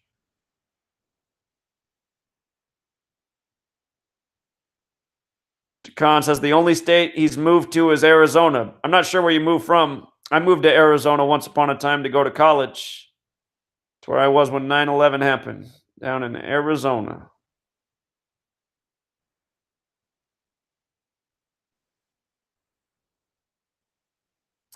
Yeah, the 13 moon calendar. Check it out. Very interesting.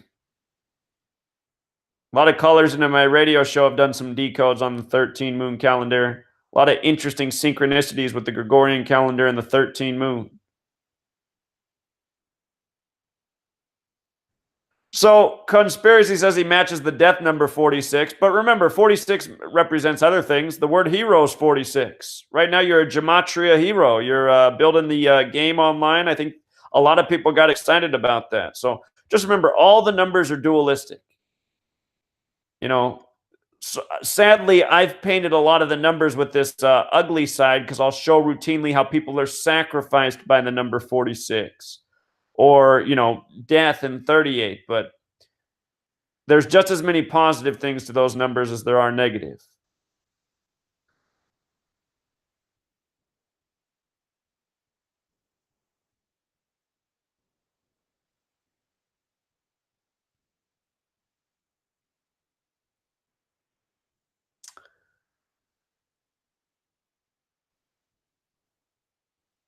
Well, I'm glad you guys think I get a lot done. Every day I disappoint myself, honestly. I'm like, man, I didn't get to that. I didn't get to that. It's like I've been working on this. I still haven't finished my decode, the document I'm writing for the death of Aretha Franklin. And I mean, I've been working on, well, in my whatever time I get, I've been working on that now for like 3 months. And it's just like, I was supposed to be done with this 2 months ago. So I appreciate your guys' compliments, but and the other thing that I'm not getting done in my own life is I'm not exercising the way I used to, which is also why I think I've become a crankier person. Exercise is important to keep the balance. So anyway, the day we get the Gematria News Network rolling, I know I'll have some people to help take some of the load off my shoulders, and I can get back to some of the other things that I need to do to have the balance in my life.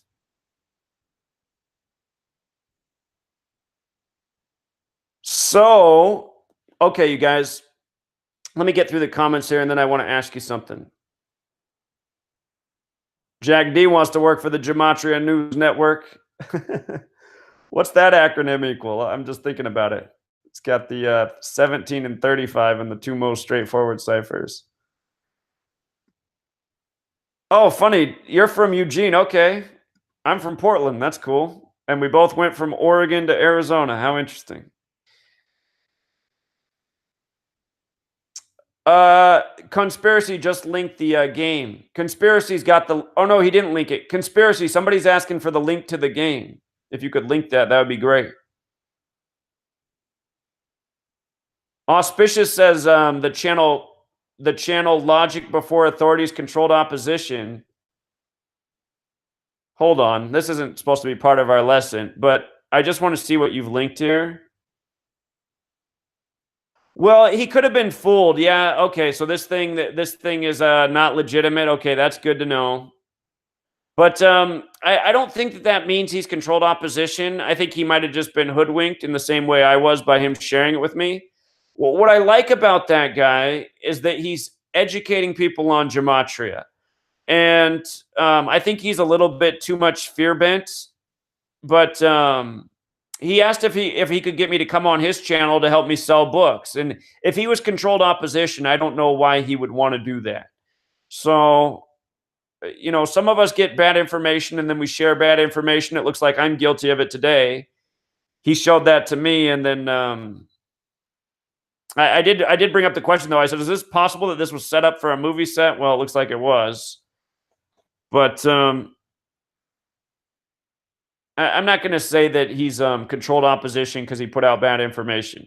So I do appreciate you showing me that, though. I'll go on and make a video correcting that I shared that, what the truth behind it is. It does turn out to be a movie scene.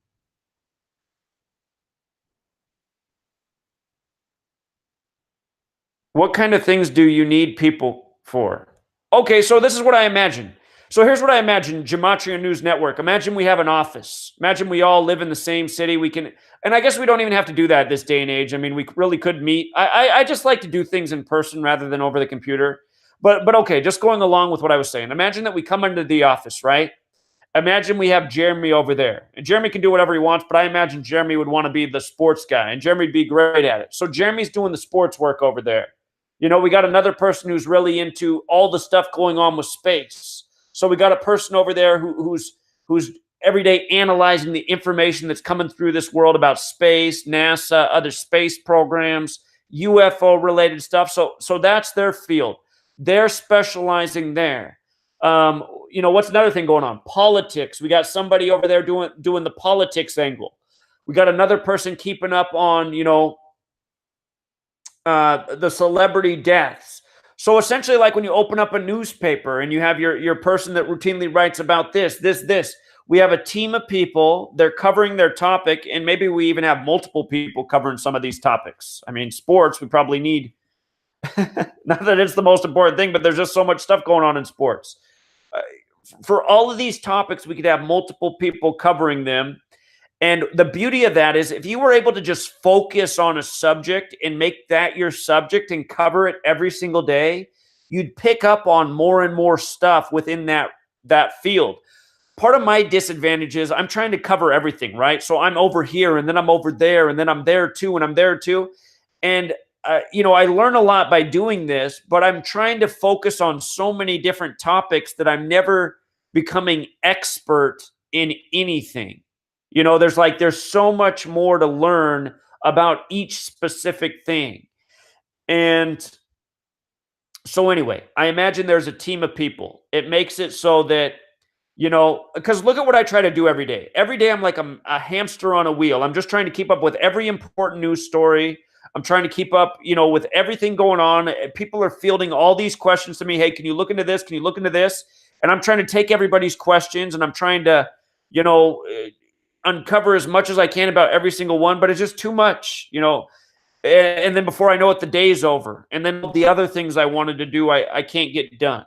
So imagine that there's a group of people who are well-versed in this knowledge. And as I'm saying this out loud, I'm realizing that even here with the people who are into this, who are really into this, maybe we could even just do this. Maybe we can decide, maybe we create a website, Gematria News Network website. And we all have administrator privileges.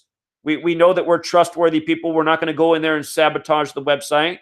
And we're going to go in there and, just make it up. Sarah Edwin, you're covering what's going on in the world of science and space. And every day or several times a week, we get our posts from Sarah Edwin in the space and science information of the website. And, Jeremy's over there in the sports corner.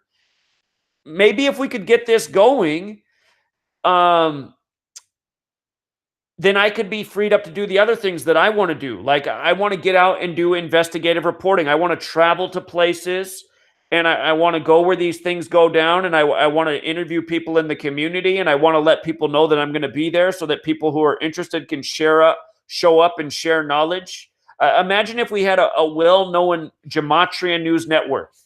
And, other people could go out and be the on-the-ground reporter too. But, I'm just giving examples here. On Gematria News Network, we have a posting.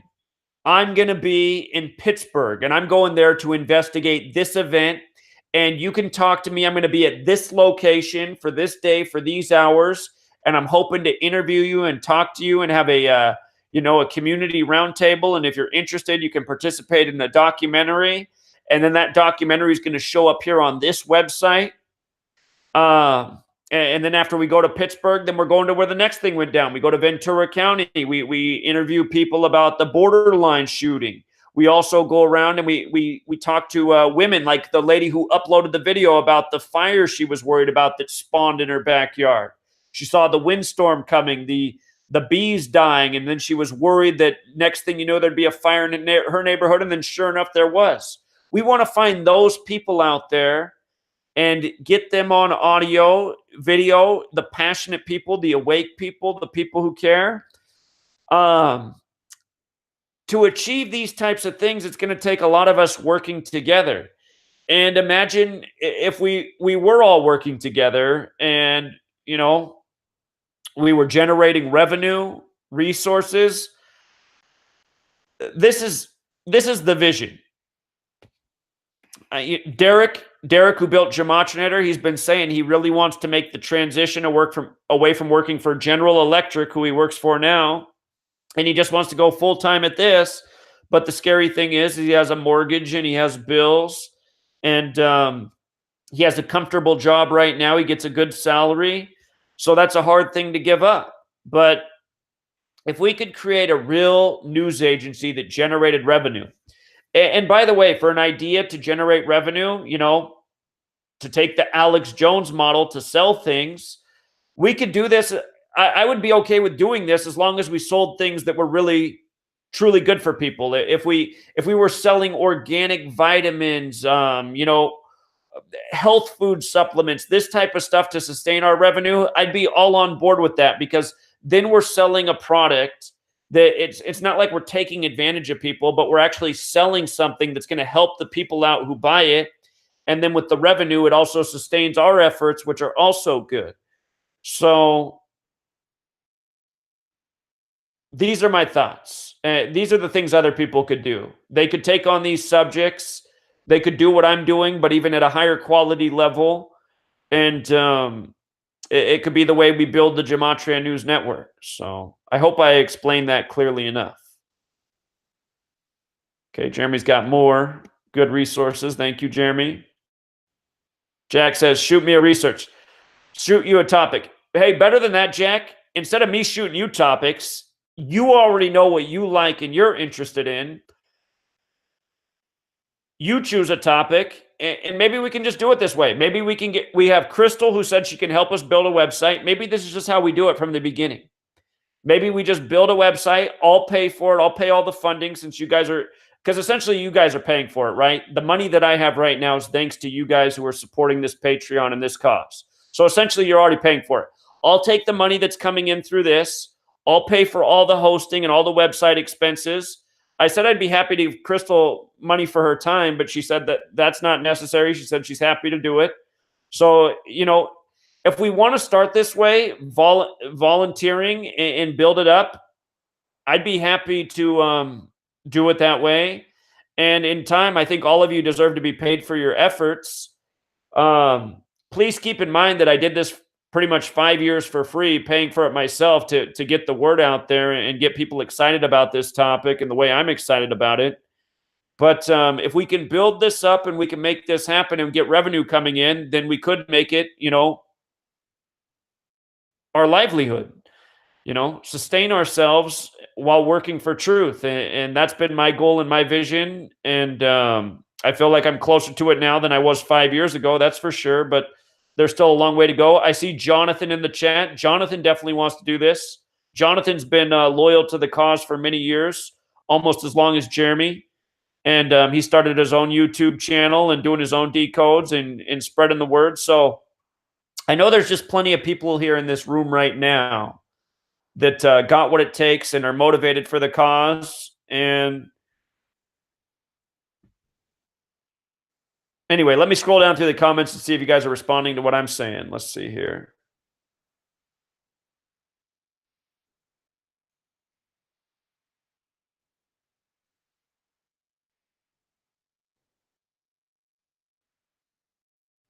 It looks like there's quite a few comments since I stopped talking, or since I started talking.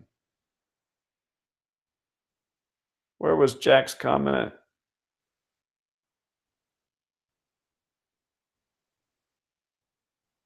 You know what? I think Vegas is a good place to go to because there's so many people there and it's cheap to fly there. Everything's really cheap in Vegas because they want you to come there and gamble. So Vegas is actually a good place to have like a conference. It's one of the cheapest places to fly to. It's one of the cheapest places to rent a room. I was actually thinking about making Vegas a hub for a Gematria convention. Okay. Do I think YouTube's monitoring me? I'm pretty sure they are.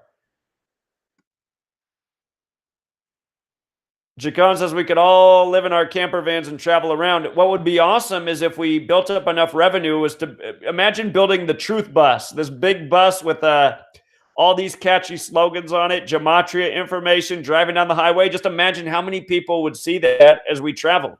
A moving billboard. And I just imagine how cool that would be. All moving together in a nice vehicle, spreading the word, educating people. Ground news reporting team.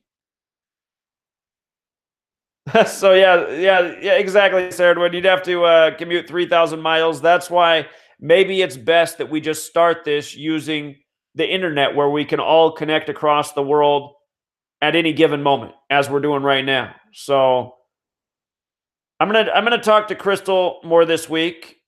She said that she's up for building a website, and perhaps this is what we do.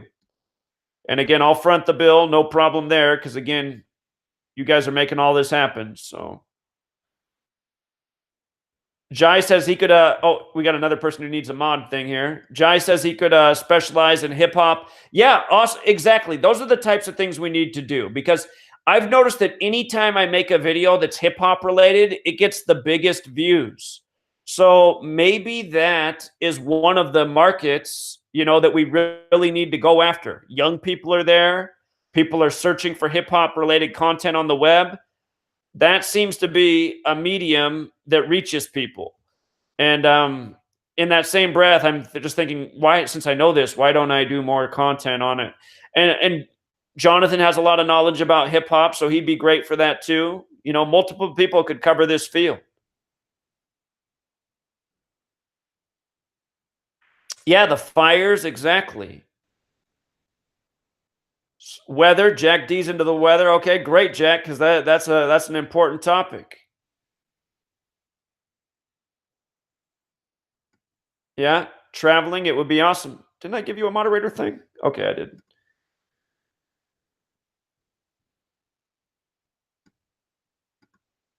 All right, so it looks like you guys are digging this idea. The next thing is to make it a reality. Zach of all trades. I wish I was, man. There's a lot of things that I'm definitely missing a lot of tools in the toolbox. Trust me.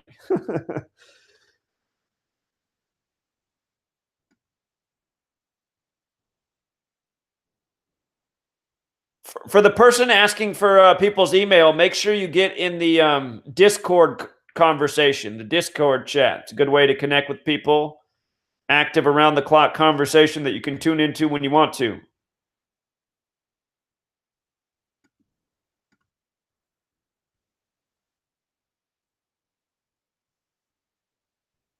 Yeah, and the other thing is, you guys, is it's like, if you want to do this, if you want to be part of this website, this Gematria News Network team, and contribute and volunteer at first, it's not like you just have to cover one topic. That was just an idea. I mean, if there's one thing you're really into, that's probably what you should cover. But if there's other things that interest you, by all means, I mean, you can cover more than one thing.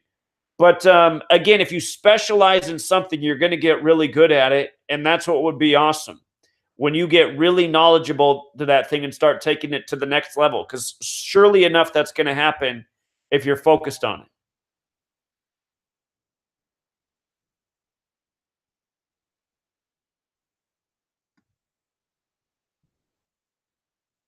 Huh. That's creepy about the Family Feud thing. That's really creepy.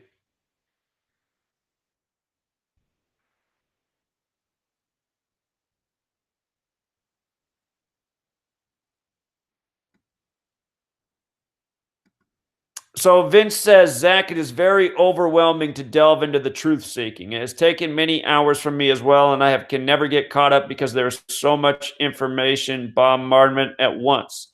Yeah, I relate, man. And it's all about maintaining that balance. And I'm not one to talk about balance right now because, I mean, my life is not in balance. It's pretty much like full-fledged on this. And, I guess the key is to be aware of that, and to not overdo it, and to maintain your happiness. And that is the one thing I'm able to stay happy enough. So I recognize that. And but yeah, I know what you're saying, man. I know what you're saying. If it's ever too overwhelming, it's okay to take a break. And I talked about this the other day in my first podcast. I had to take a break from the truth in my early 20s. I just had to go be a normal 20 something, and enjoy life. And you know it was all part of the process.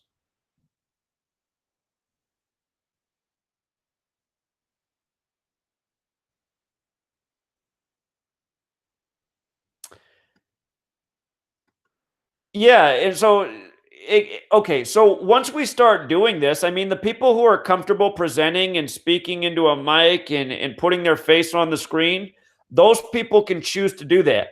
Hopefully, we'll be able to build up Gematria News. Here's what I'm envisioning. We start Gematria News Network as just a place where we're posting articles. It starts with articles, right? In time, what would be cool to build onto the website is to have a radio program. And maybe it's not 24-hour radio, but maybe it's a radio program that's a few times a day, Monday through Friday, or maybe it's 7 days a week. And then when it's not a live show, you can just listen to the rerun. It becomes like an archived podcast. So there we have written documents, we have audio documents, and then when we build up our resources, what would be cool is to have like a nightly newscast.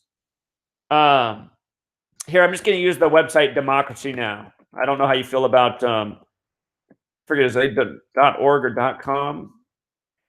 So Democracy Now. Okay, I don't know how you feel about this website. It's funded by Soros. George Soros pays for the Democracy Now. It's liberal, left leaning.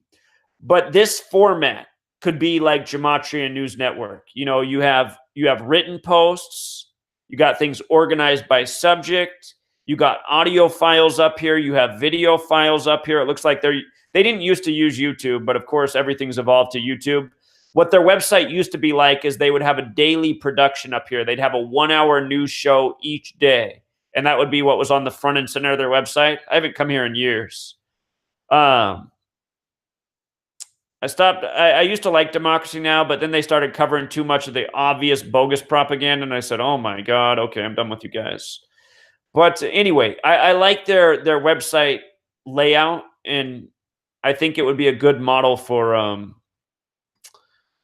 Gematria News Network to evolve to. So, but yeah, plenty of people could be the on-air personality. And perhaps there's enough of us that we could actually even have a 24-hour radio show. Like how I work for Truth Frequency Radio on Wednesday. Truth Frequency Radio, they have shows all throughout the week because they have so many on-air personalities. And the thing about Gematria is it's a big enough topic where there really could be a show for every hour of the day. There's just so much going on in the world. And again, we don't have to cover every hour of the day. You can have reruns, but these are all things we could evolve to. So Dana's going to Disney in December. Keep your eyes peeled, Dana. Maybe you'll see some cool observations. Maybe you can flash a picture here and there if you see anything neat.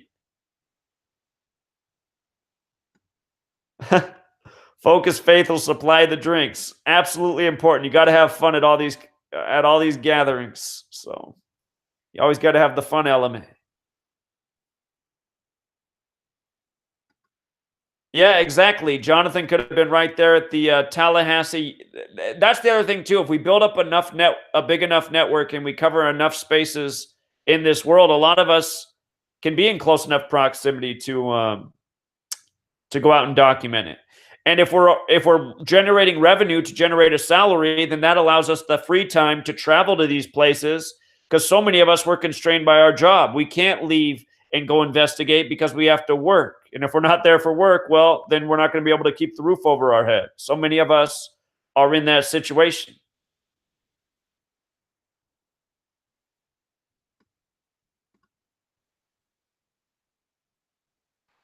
Exactly. If we have a group of people that are just focused on sports, doing it every single day, we're going to figure out those rules where we're missing right now in sports. Like last night, I was watching the 49ers and the Warriors to see what happened. Both teams playing on the day, leaving 49 days left in the year, both from the Bay Area. 49ers, 49, self-explanatory. Warriors, using our most two peer ciphers, is 121 and 49.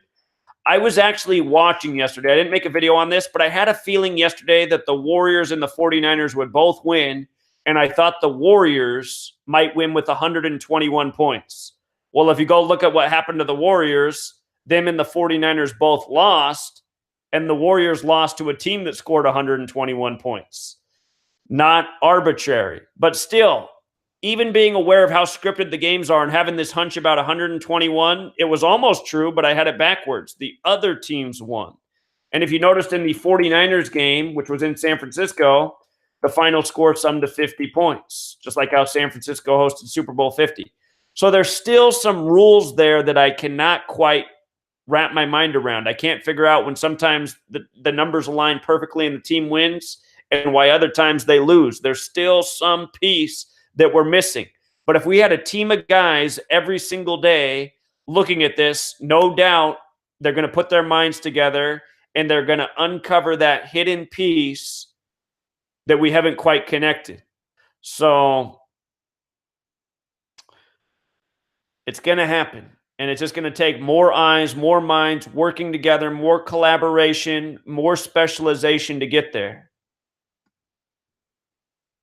Absolutely, Saradwin. The more of us that learn this properly, then the better. Exactly.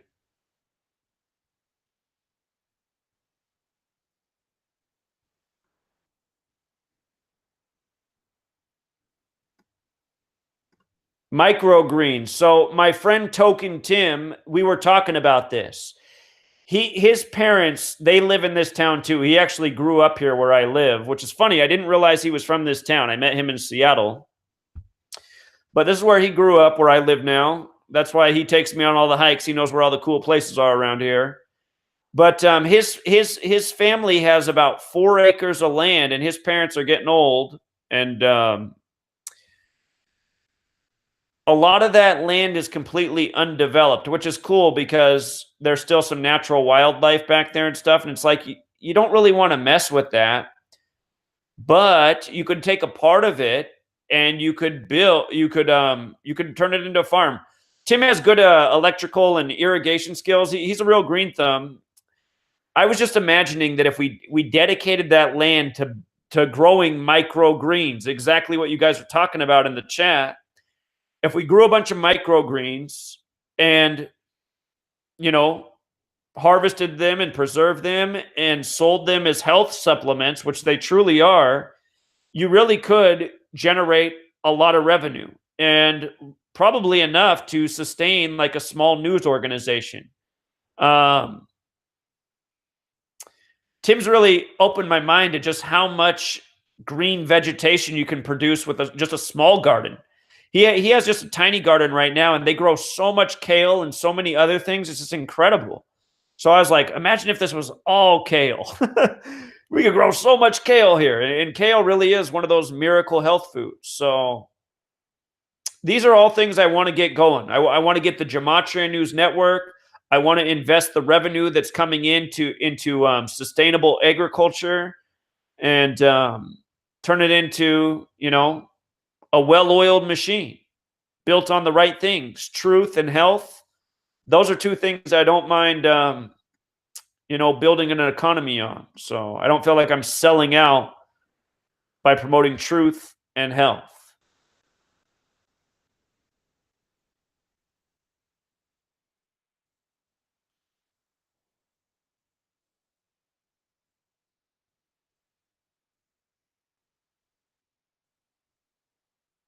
Sure. Well, I understand that good hosting costs a lot, but I have a pretty generous amount of revenue coming in between the Patreon and the book sales. Even though the book sales are down, I still have way more than enough money for myself. So I'm saving up a lot right now.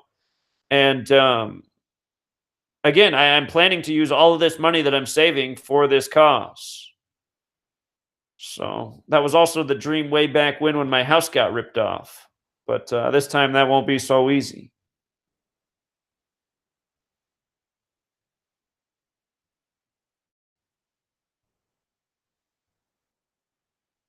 I wonder if Jeremy's got what I see in the oh no, that's tomorrow, Wednesday. Okay, I'm looking forward to that, Jeremy. I'm looking forward to that. Give me a call. So very cool. I'm just seeing all your guys' comments and all the things you'd be interested in. Financial, exactly. Historical, exactly. So perfect. I mean, between all of us here, we all have our interests, the things we'd like to do. I think if we just organically do it and say, look, okay, you want to be a part of Gematria News and have your own place to post on this website? Here, you got it. You get the keys to the castle. And all we have to make sure is that we're not infiltrated by somebody who would have the audacity to, delete the website or delete our posts or sabotage us in the night. And the reason I'm aware of that is because I once invested in two young men who I thought were really dedicated to this cause and had the same vision as me, and they sabotaged the project. So, I've ran into it before where people pretend to be your friend and they say they're on the same page as you, and things start off great. And the next thing you know, your whole thing's shot because really they were just there to lift you up just so you'd crash to the ground. And I don't want to go through that experience again. So we just have to make sure that all of you who are here, and I do believe that all of you who are here are dedicated to the cause and want to make this happen. But as long as, or maybe Crystal, who builds the website for us, maybe she makes it so that, we're able to access the website and post, but we're not able to delete other people's posts. I'll talk to Crystal about what her capabilities are. But it's probably smart to set it up that way just in case something like that were to happen. But yeah, I'm all for letting all of you who want to contribute just be a part of the team right off the bat. Start as volunteer work. Put in whatever time you can. And you can work on the subjects that you're interested in. And I guess what I would do is just like I'd oversee the quality of the posts. Maybe I would edit just to make sure the grammar's cool and all that, but never distort the message or the point you're trying to make. But also just make sure that I don't want to censor people, but I also don't want like somebody to like be forecasting like total fear and gloom and doom and the world's going to blow up tomorrow. I don't want it to be like that. You know what I mean? I want to be enlightening and educating and waking people up to the agenda, but without the cataclysm. So we'll sort all these things out. I'm just saying for now, I'm happy to give everybody the keys to make it happen, and we'll sort things out as we progress. So I'll chat with Crystal tomorrow if she's available and see if we can get the ball in motion. And maybe as soon as next week, we have something to start with, something to promote and build up from there.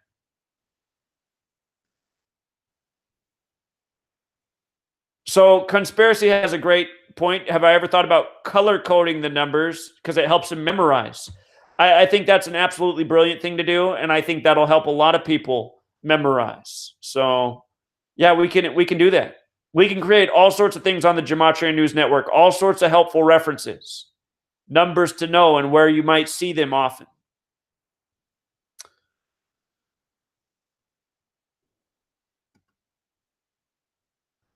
No, so some of you guys already donate money to my Patreon when you win on my picks, but I look, really, you guys, I mean, your donation here is more than enough. Imagine if I don't even know how many people followed me to date, but even the people who are here right now, there's about 30,000 people on my channel. Imagine if all of them pledged $5 a month.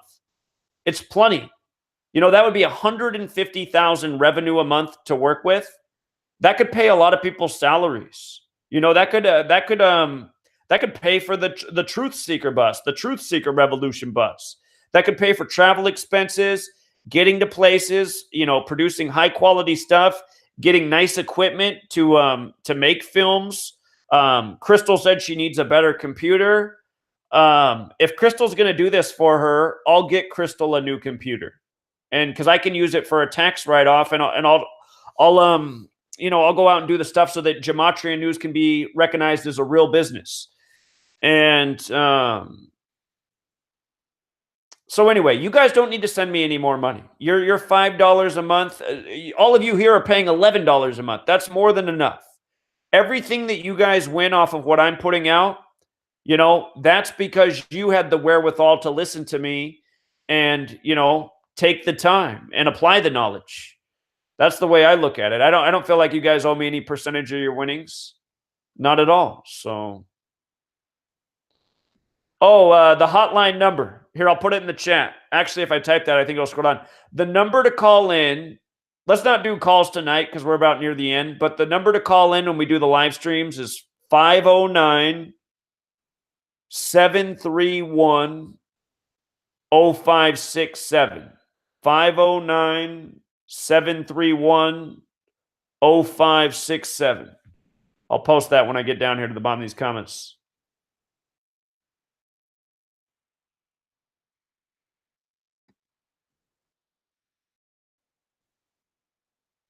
Oh, you guys already posted the number. Thanks.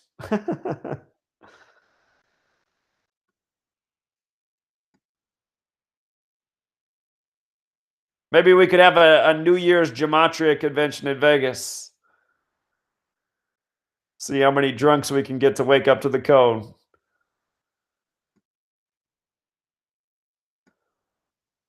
Okay, you guys, let's wrap this up. It's getting late, especially those of you on the East Coast. I'm looking forward to talking to Crystal tomorrow. And hopefully next week for Gematria School, we got some exciting news and maybe even a website that we can start signing people up for so they can start contributing. But I don't want to rush Crystal. I don't know how much time it's going to take her, but I think tonight was, we had a great conversation, and I'm excited to see that you guys like this idea. And I'm just feeling hopeful right now. So Crystal wants to grow microgreens. So do I. Microgreens are like look up what microgreens are. There's a number of microgreens. They're powerful, healthy green plants. You can grind them up. You can put them in your food. You can put them in capsule form. They're health supplements. You know, things that fight disease and illness in the body. Microgreens.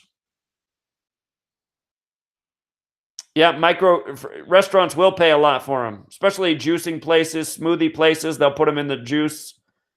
So,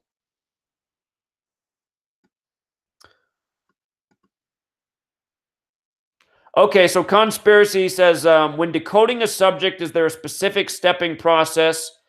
So I always say that the number one place to start, in light of the fact that we know that the news is synced up with the date always, I always say start with the date. Notice what day in the year it is. What's today? Today's the day leaving 48 days left in the year. So today's the 317th day of the year, leaving 48 days remaining. And then look at those numbers and think about those numbers. What are the relationships with 317 and 48? 317 is the 66th prime. What's 48? 223 is the 48th prime. So I'm going to look at those numbers. And then I'm going to do the date numerology, the methods that we do. If you follow my sports decoding work, you know, I'll always decode the date. And I will say, we're going to look for these numbers in the game. So date numerology, always huge, because once you have that set of numbers for your date, then when you start decoding the who, what, when, why, where in the story, the key elements, what you're going to see every time is how the numbers start popping up that sync with the date. And you're like, okay, here's why this number keeps coming up, because it connects to the date. Everything is always synced with the date, so I always start with the date. The date is the foundation to me. The date is numero uno. So Stephanie says, okay, what happened to the Jets, Patriots, Falcons this past Sunday? So the Jets and the Patriots, right? They make you think of 9/11, right? 9/11, 11/11, it was the 9th month, the 11th day on the Julian calendar. We saw all these rituals in tribute to 9/11. The Jets and the Patriots are the two football teams connected to that ritual. That said, why did they lose? I can't tell you why they lost. It seems like they should have won even more because of that. But with the Patriots, what stood out to me is from the day that the Patriots and Titans played in the playoffs, which was January 13th, it was the same day as the Hawaii missile scare, if you remember that story. They got the emergency alert that a missile was due for Hawaii. It was going to be this horrible event. The quarterback for the Titans is Marcus Mariota. who went to university in Hawaii, who I believe is from Hawaii. And from that scare to the football game was 43 weeks later. 43 weeks. That's always a big number with the Titans. Titans equals 43. So I just started to think about this, and here's my theory. On 9/11, did jets really hit the World Trade Centers? Did they really hit the Pentagon? Or was it something else? Was it missiles? Could they have been Titan missiles? I don't know. But I think for some reason, this riddle is connected to why the Jets and Patriots lost and why the Titans defeated the Patriots. It's some sort of symbolism. It's some sort of, sick ritual. And I'm still thinking on it, but clearly the Patriots and Jets losing was connected to the overall narrative of 9/11 on that date and all the other news stories we saw. It still seems to me that the Patriots and Jets should have won. The Jets had the 55 thing going. We saw all sorts of 55 and 10 tributes in the day. As for the Falcons losing to the Browns, again, that was a game that surprised me. Like I'll say in my videos all the time, I'll say normally when a coach's birthday is a distance in days that points to a certain team, the team that it points to will win. So the Browns coach this week, the game was 119 days from his birthday. Falcons equals 119. Almost every time that happens, the team will win, but then sometimes they don't. And that's where I'll always say that. That's why I'll say almost every time. The times where it doesn't happen, I still haven't figured out why not. To me, it seems that everything lined up for Cleveland to lose that day. That coach could have got his 33rd loss on a date with 33 numerology coaching for Cleveland. It would have gone to the Falcons. The Falcons would have been, I forget, there would have been a 5-3 thing. It just seemed that the Falcons should have won that game. So when it doesn't work out the way that the numbers usually dictate, I am always mystified. And that's the piece I'm still trying to figure out. So I guess I can't answer your question exactly, but I can point out that those abnormal occurrences, I've documented them before, and I still don't know what the missing element is for why. So that's why we need a set of dedicated minds working at this as a team, collaborating, sharing thoughts, and making this their mission. Eventually, they're going to figure out the pattern, where it is, the element that we're not seeing yet that explains why things didn't work out as we anticipated. Because this really is science. In science, you say, okay, I have a theory. This is my theory. And then what? You go out and you test the theory. And 9 times out of 10, your theory hits. You know, what happened for our theory this weekend in football? We had 14 examples that hit 10 out of 14 times. Well, what went wrong in those other 4? You know, that's the science that we need to keep working at. Eventually, we'll figure it out. We're just not there yet. And again, science doesn't happen overnight. And usually it takes a lot of people collaborating who have understanding of the subject to get to where you want to be. So,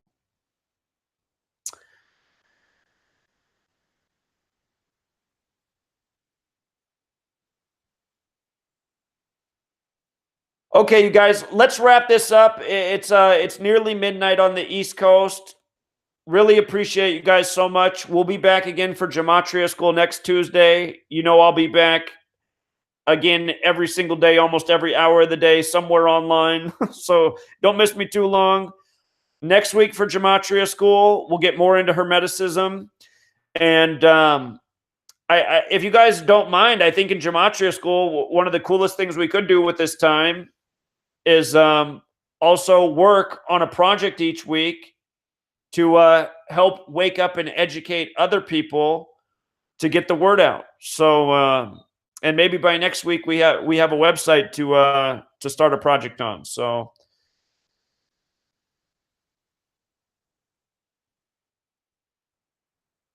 okay. So Focus Faith says, "Hey Zacho, just an example: winner Steve 28, and you have Mariota number 2 and number 8 Mariota. Does that mean winner Steve will win or lose?" Hold on. Did you mean to write Mariota with 2 different numbers? Because I don't understand how Mariota has 2 different numbers there.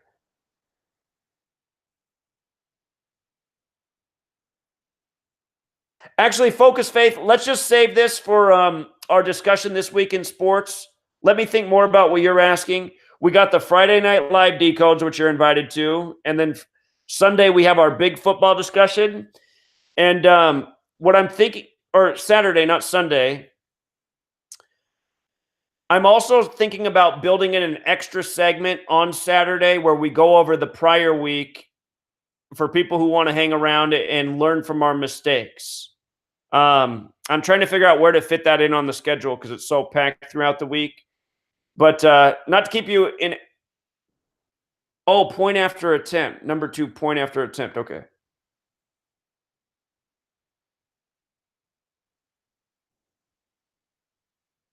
Well, just be patient with me, Focus Faith. We'll go over your question when we get there later this week. We'll get things figured out that we're missing today, and it's going to happen with us having these discussions. So I don't have the answer right now, unfortunately, brother. But this week we'll do it. And Sarah, when I love your idea about getting the top decoders together, I got to figure out how to get Dan Barrett and Chigozi and of course Derek. I got to figure out how to get them here. Derek signed up for this page, but he's a busy guy.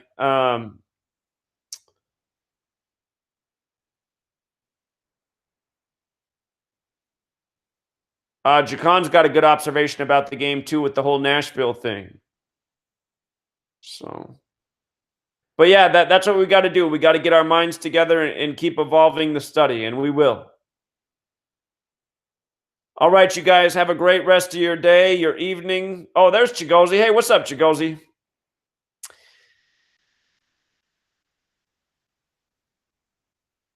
Well, Derek signed up for Patreon too. He could be in here if he wanted to, but